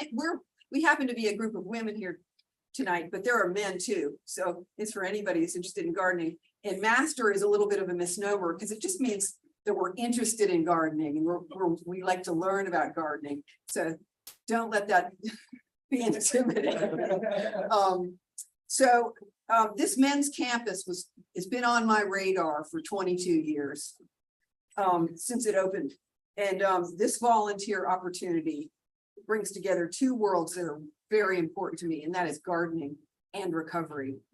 And so our team is grateful for the chance to bring a glimpse of hope and healing that nature offers through gardening. And thank you again for this award.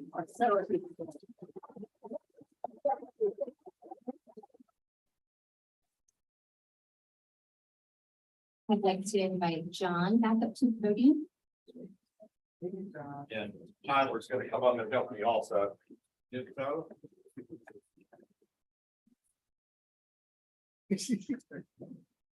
The gentleman that we would like to introduce, Mr. Michael Kirkman, is been coming here for quite a while, volunteering for us. And he has become someone I view as a friend. He has a view of recovery that it's more than just sitting in a class and talking about the 12 steps. It's a holistic approach to recovery, in that your physical fitness has to be involved, your mental fitness has to be involved, your emotional fitness has to be involved. And he devotes so much time and helps me fill out my schedule of classes quite a bit, as we have a lot that we have to cover here. And it is such a blessing to have him on our team and help out. And Tyler will share some of his personal experience. Hey guys, my name is Tyler. I'm just been here at Healing Transitions. I met Michael when I first came here. He does do a 10 o'clock class. The class itself, the subject of the class is there is no subject. He comes in and he basically is open to listen to us, share gratitude. He listens to us with our grievances, anything we have a problem recovery related or just in our lives. You know, he makes himself available for us to vent to him and work out a solution for those problems. There's been many times where I've sat up here in the very front with my hand raised and he's told me that let's hear from somebody else. Because times, but no, seriously, he's helped me through a ton of things that I didn't know how to work out myself. And he's helped me become the man I am today. So Michael Kirkman, everybody.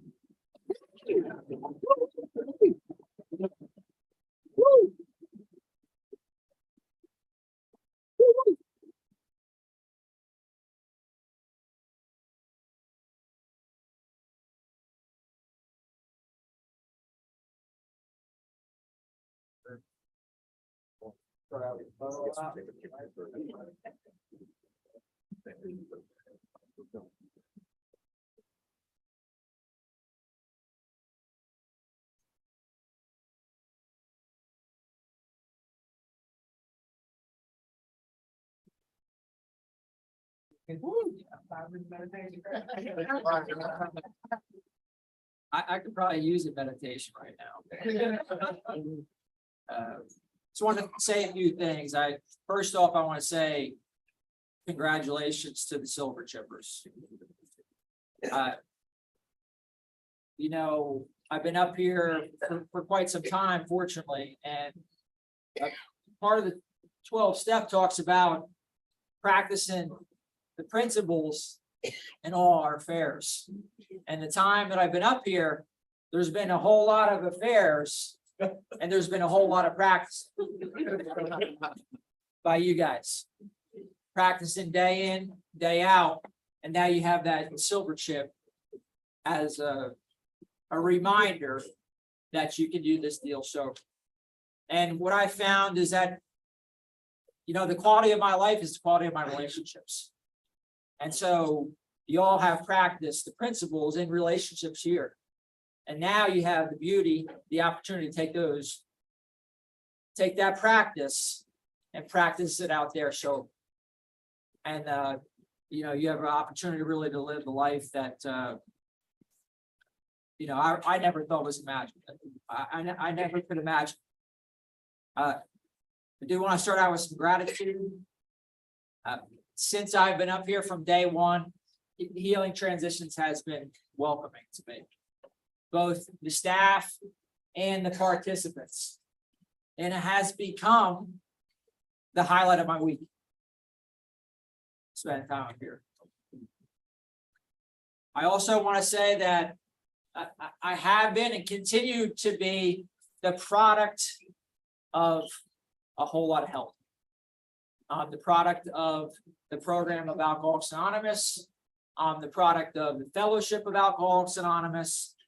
I'm the product of loving, engaged sponsorship. And that's one of the big reasons why I'm standing here today. Because I had somebody else that was willing to share what he was so freely given. You know, and so for me, it wasn't always that way. Even after being sober for a number of years. You know, I was struggling in sobriety. And I remember going over to my sponsor's house. And I was griping about this and griping about that and struggling with this and struggling with that.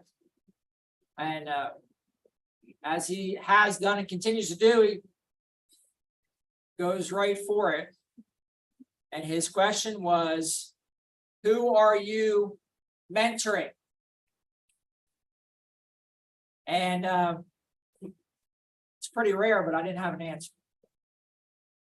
And as a result of that conversation, that question, I'm here today.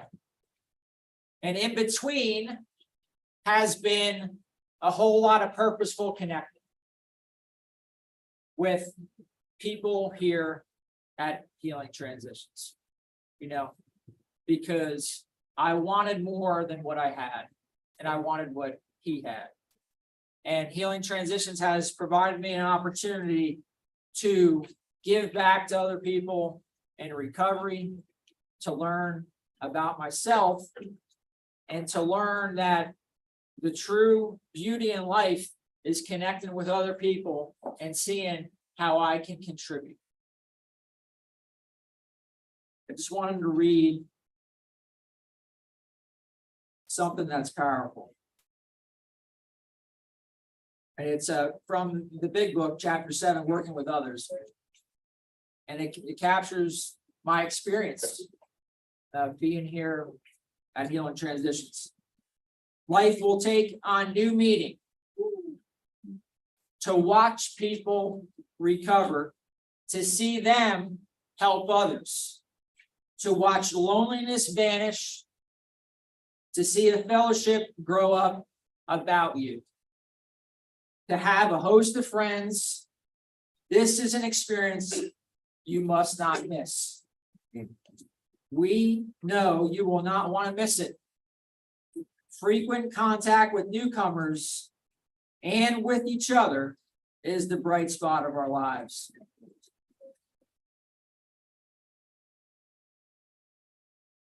The step 9 talks about making amends. And for a long time, well, I thought it was about speaking.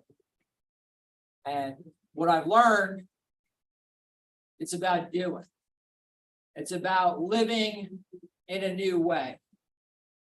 And that's the opportunity. Because for a large percentage of my life, it was about, what am I getting out of the deal? And it was all about take. And being able to connect here at Healing Transition has taught me the value of contribution. You know, we read the promises at, you know, just about every meeting. And for a long time, they sounded nice. But I couldn't honestly say that they were happening in my life, even after being sober. And I'm just going to read them. You're going to know a new freedom and a new happiness. We will not regret the past nor wish to shut the door on it. We will comprehend the word serenity and we will know peace. No matter how far down the scale we have gone, we will see how our experience can benefit others. That feeling of uselessness and self-pity will disappear. We will lose interest in selfish things and gain interest in our fellows. Self-seeking will slip away. Our whole attitude and outlook upon life will change. Fear of people and of economic insecurity will leave us. We will intuitively know how to handle situations which used to baffle us. We will suddenly realize that God is doing for us what we could not do for ourselves. And today, as a result of a whole lot of help, today, as a result of what I've been able to experience at Healing Transitions, I can honestly say that those are happening in my life, and the beauty is they can continue to happen. So thank you again.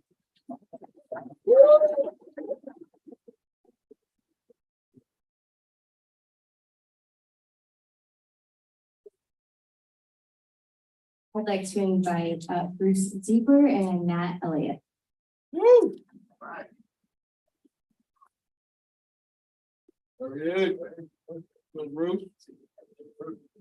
Good evening, my name is Matt Elliott, and I'm Silver Chip 762. It's a pleasure to be up here to introduce the award to someone I call a friend. 4 years ago, I stood up here and accepted the award with a friend of mine, Justin. And it's just very cool. Congratulations, Silver Chippers. Congratulations to the people that just got here, maybe, as you start that journey. And thank you to the Barber family for allowing us to be here. So I get the honor to there you go, introduce James, or present an award for James. It's someone I've known for about 7 years now, and someone I truly look up to. He's got a beautiful family. His wife Meredith is here. His colleagues, Aaron and Bill, they just do a tremendous work as advocates in the community for healing transitions. And I've got to know James a little bit over the years from working out with F3 in the morning. And you get to know someone pretty well when you see them at 4:30 in the morning before they had their coffee. And what I recognized very quickly was a humility in James. And we work out in parking lots and neighborhoods, running around in the dark. This is grown men, by the way. And what would happen is we would get a couple miles in, and you try to keep track of who, before we leave the parking lot, we kind of do a count off, make sure when we get back, everyone made it. And without hesitation, every time we would get to a point where the pack would get a little thin, I would see James just turn around and go pick up the 6. He didn't announce it. He would just go after him. And sometimes I was that 6, but I was grateful for him coming to pick me up. That just speaks a lot to his character. And again, he walks the walk. And what happened, how we kind of reconnected was a couple of years ago, I was trying to do some volunteer stuff up here. And I was working with some development people. And we were looking for ways of, when we transition out of here, some of us still have a lot of baggage, and a lot of that is legal issues. And how can we help them break that cycle and transition back into society? And I was in that situation. And how do you do that when you don't have any money? But you want to take care of it, right?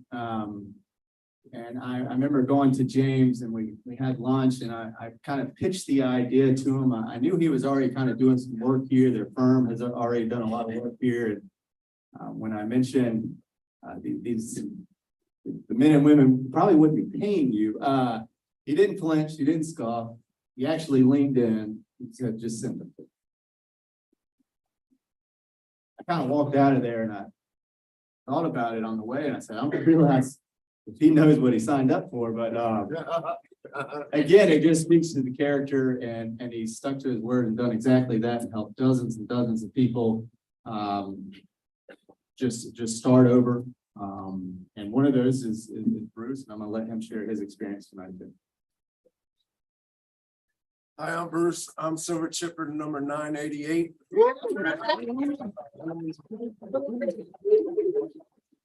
So when I came to this program, I had no trust in lawyers or the law.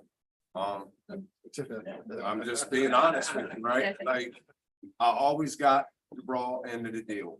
I knew I had some charges. I talked to some peers.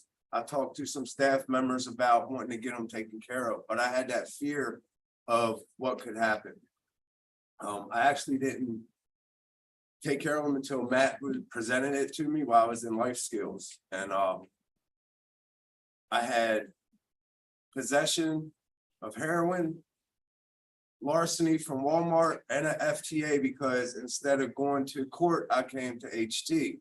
I figured I'd do the program a while, get some time under my belt, and then I would take care of it. Spoke to Mr. Little on the phone, and he told me that he would work on it. I told him the charges. He called me one Friday, and he said, I need you to turn yourself in. What? I never turned myself in before in my life. So I had plans that Saturday to make amends to my son and go to the museum with my little boy and my other son and my mom. And I said, well, I have plans. They're coming from out of town. Can I do it after that? He said, you have to turn yourself in by the end of this weekend. He had already arranged it with the judge. He emailed me the paperwork where the judge signed off on it, an unsecured bond. A friend of mine picked me up at 4 o'clock on a Saturday afternoon and took me to Hammond Road. I walked in, I said, I'm here to turn myself in. They took me through the Sally Port. I got processed. The CO walked with me to every station. He walked me upstairs. He let me use the phone and I walked out the door and I was back to eat dinner by 5:30. Unheard of. I go to court. I'm sitting in court. I check in, don't see Mr. Little. Now, I've never met the man. I've only talked to him on the phone. So I knew not what he looked like. And the judge is like, are you sure you're in the right spot? Yes, sir. I already had an FTA. I'm not leaving this court. So I call his law firm. She texts me back. She says, he's upstairs. He's going to meet you in the lobby. I'm meeting in the lobby. He said, have you checked in? I said, yes. He said, go home. I'll take care of it. You're good. I'll call you later with your new court date. I was laying in the CTR2 hall. When he called me that evening, he said, I apologize for calling so late, but I wanted to give you the good news. All your charges have been dismissed. Wow. Did not come out of pocket, like Matt said. And it gave me trust in a lawyer that is just doing it to help somebody because he knows what it's like to not have that opportunity. He's giving back to us so we can start our lives over. I can drive down the road today and not worry about if a police officer gets behind me because I know I have nothing over my head. Mr. Little, please come get your award.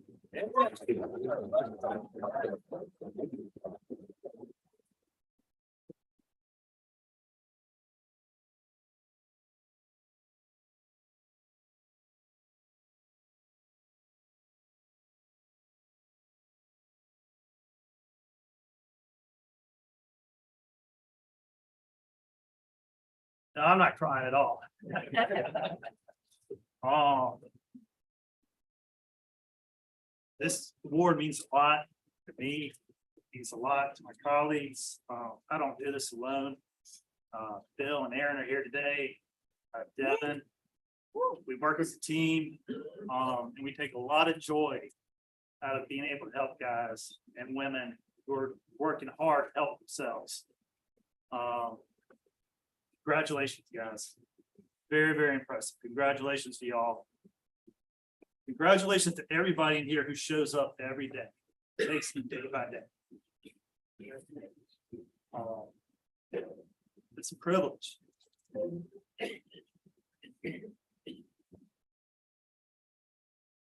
I typically am not an emotional person. You know it. I'm caught off guard a little bit today just to try to hold all that down. But I really appreciate your work more than you can imagine. This means a lot. Don't take it for granted, Barber family. Thank y'all. It means more, and it means it's empowering to do even more. So in your father's name, your husband's name, we will. Thank y'all very much.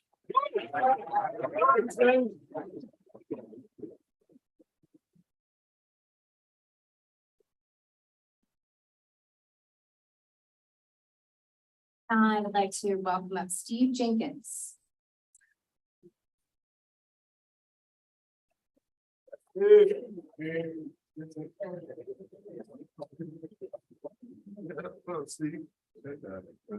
Congratulations, guys. Barber family, thank you. The next lady that I'm gonna introduce to you guys, she means the world to me. She comes up here on Thursdays, and about 2 years ago, she was introduced to me. I came up here to refocus. They said you can go in there and talk to this lady. She's doing an internship. And for the last 2 years, I've been seeing her basically every Thursday. We want to grow even closer. We text about every day. She's helped so much. She means the absolute world to me. Her sons, she lost both of her sons to this disease. They were both 24 years of age. She's dedicated her life to helping us and other people. She's got her own nonprofit, which is No Hope. She puts billboards all over the state of North Carolina with people who lost their lives from this disease. She's an amazing, amazing woman. And I want to introduce you to her.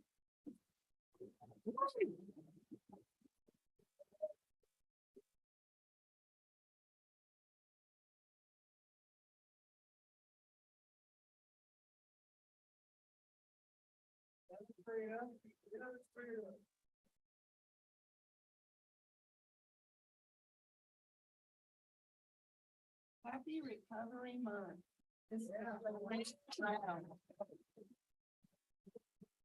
I'm proud of each and every one of you that picked up that chip tonight. I'm so proud of every silver chipper in this room.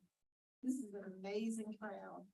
Every time I'm in this room, I feel hope and I feel love. And it is a wonderful feeling. And when we talk about tragedies that have happened in our lives and what has come from tragedy, this, your husband, your dad, the loss of your brother, the loss of your son. Look what came out of that tragedy. I am so honored to have this award that was made possible by what your loved one did for this community and for starting the Healing Place. Thank you. Such an honor.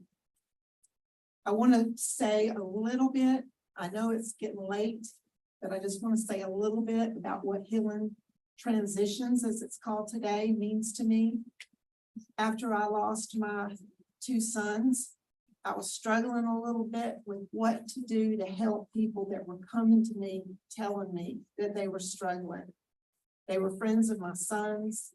They knew that I would help them. And I could not believe how many people were struggling and hurting in this community. Young, very young people. My sons were both 24 when they left here, and they left here 4 years apart. And I can remember coming to Healing Transitions and going to the detox and being so desperate to find some place to help someone that was so sick, and someone coming out and saying, we got it, we're good. And me just handing over a bag. The way I felt as I walked back to my car, I still feel when I come here. It is the feeling of, yes, there is hope, there is help, there is a future for those that can get themselves into a place and be surrounded by the hope and love that I mentioned earlier. One of the very first times I was in this room, I was invited to go to the Wake Overdose Prevention Coalition, and I met Justin at that time. He was doing the rapid responders. He's moved on to other things now, but I was so impressed with what he was doing and what many others were doing that it really drew me here.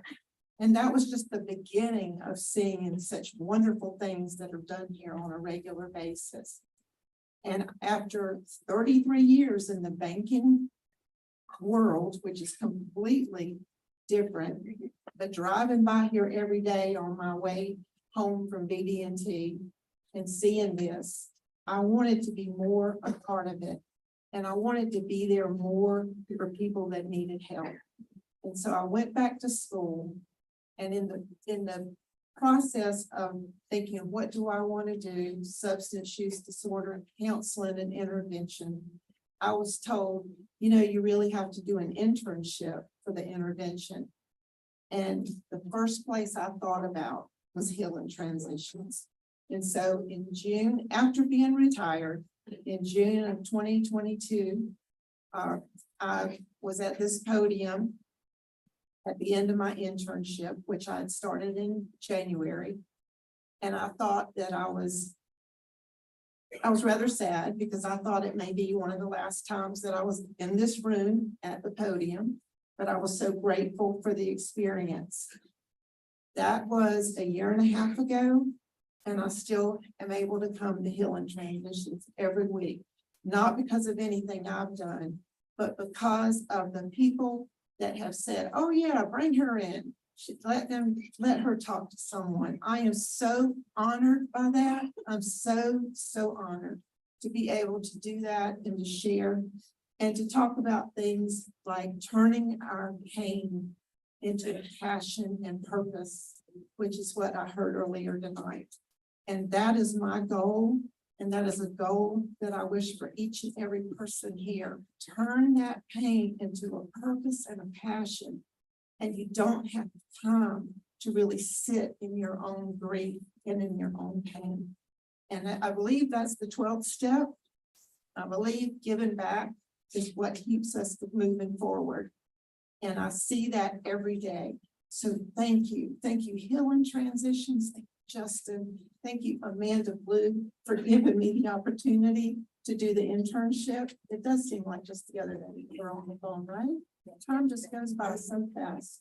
But this opportunity in this community is absolutely amazing. Thank you, Dr. Fitz. I'll see you back there. Thank you for everything you do here. Thank you for what you've done for me. You have been inspirational, and you're an inspiration yourself. But thank you to all of you. Chris Budnick, the other day we were at International Overdose Awareness Day, and he talked about what is important. And he said, love. I hear that word here so often. Love. Love each other, help each other, be there for one another, and we can have recovery. Thank you so much.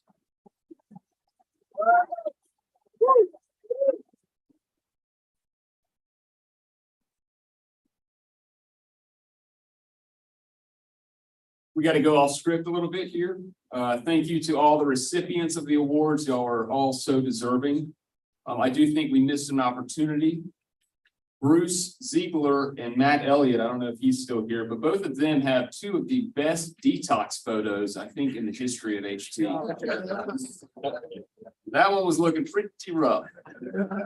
But now I want to honor a Rocky Mountain man. I don't know if that's right, the right phrase. Anyway, he was a man that used to love his wine, but now he loves God. He talks about God. He's a man of power and passion that went from cutting grass here to leading community. And he just celebrated 21 years of sobriety last week. Mr. William Dickens.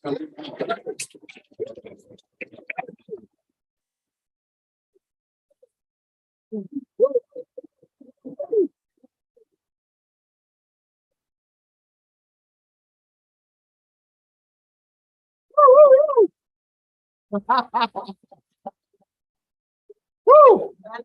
There he is. Well, I'm gonna say that this HT have really played a good joke on me. I was starting to get a little resentful the other day.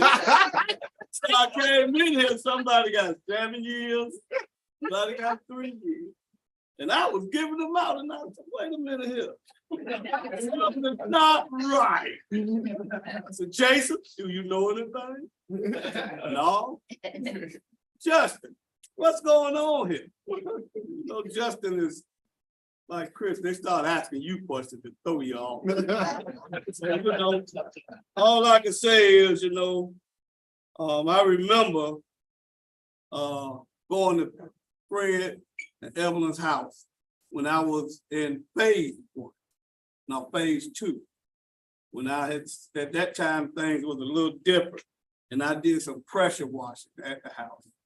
And I'll never forget that. I'll never want to forget the predecessors that was before me. And this recovery stuff make you get a little emotional now.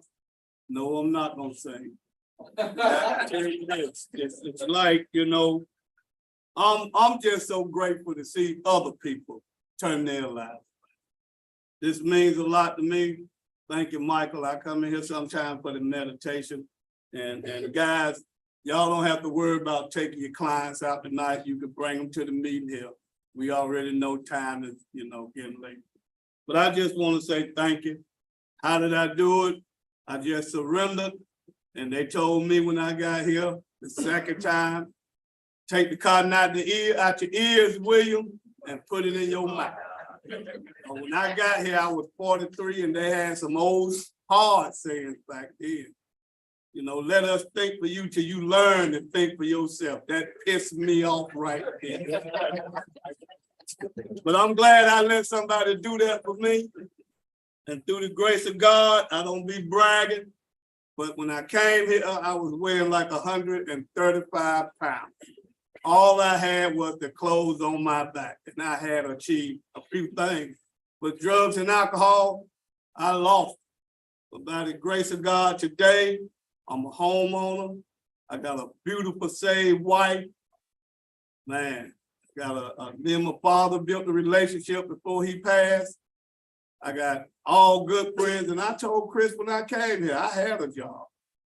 And I just told him that, you know, coming here, them offering me a job just blows my mind. I have a very low self-esteem because I didn't graduate from high school. But y'all, I'm gonna tell you, and I don't want to offend nobody, but I gotta tell you where I stand. God is good. Yeah. That's right. And nobody gonna never let me take down of that. Come on. That's right. God is. Yeah, that's sure. And can I go off script for 1 minute? I want to give out a chip. I think I got it here. Oh, you got the money tonight. Well, the time I didn't have it. I want to give a 10-year chip to my dear friend. Oh, he killed him. I want to give a 10-year chip to a guy that, and see, that's what recovery do. It make you happy for other people. Me and this guy got here together, and we got it on out there in the courtyard. My dear best friend, Mr. Sidney Church.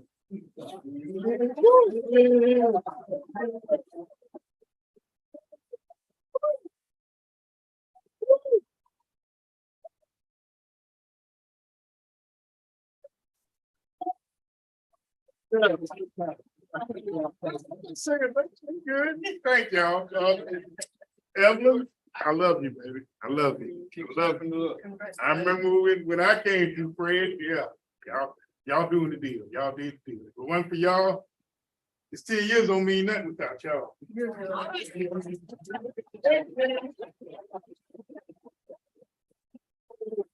So thanks for giving up your time tonight to be part of this celebration, and thank you to this swath of community that's represented that all plays a critical role, you know, in supporting people and helping us fulfill our mission. We're very grateful for that.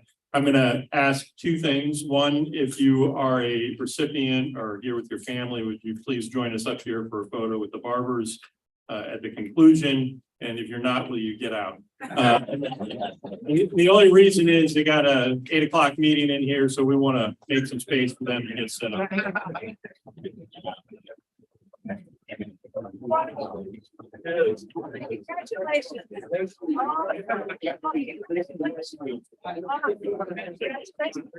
Thank y'all.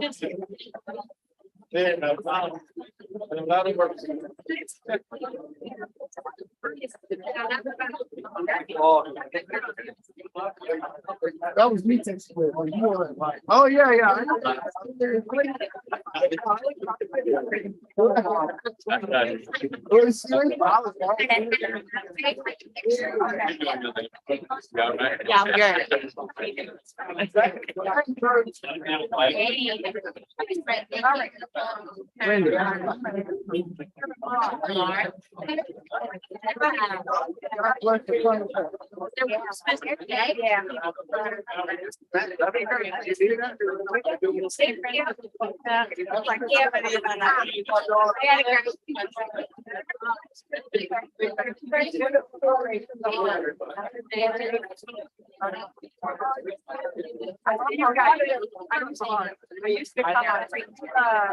I saw y'all looking good. Now I come up with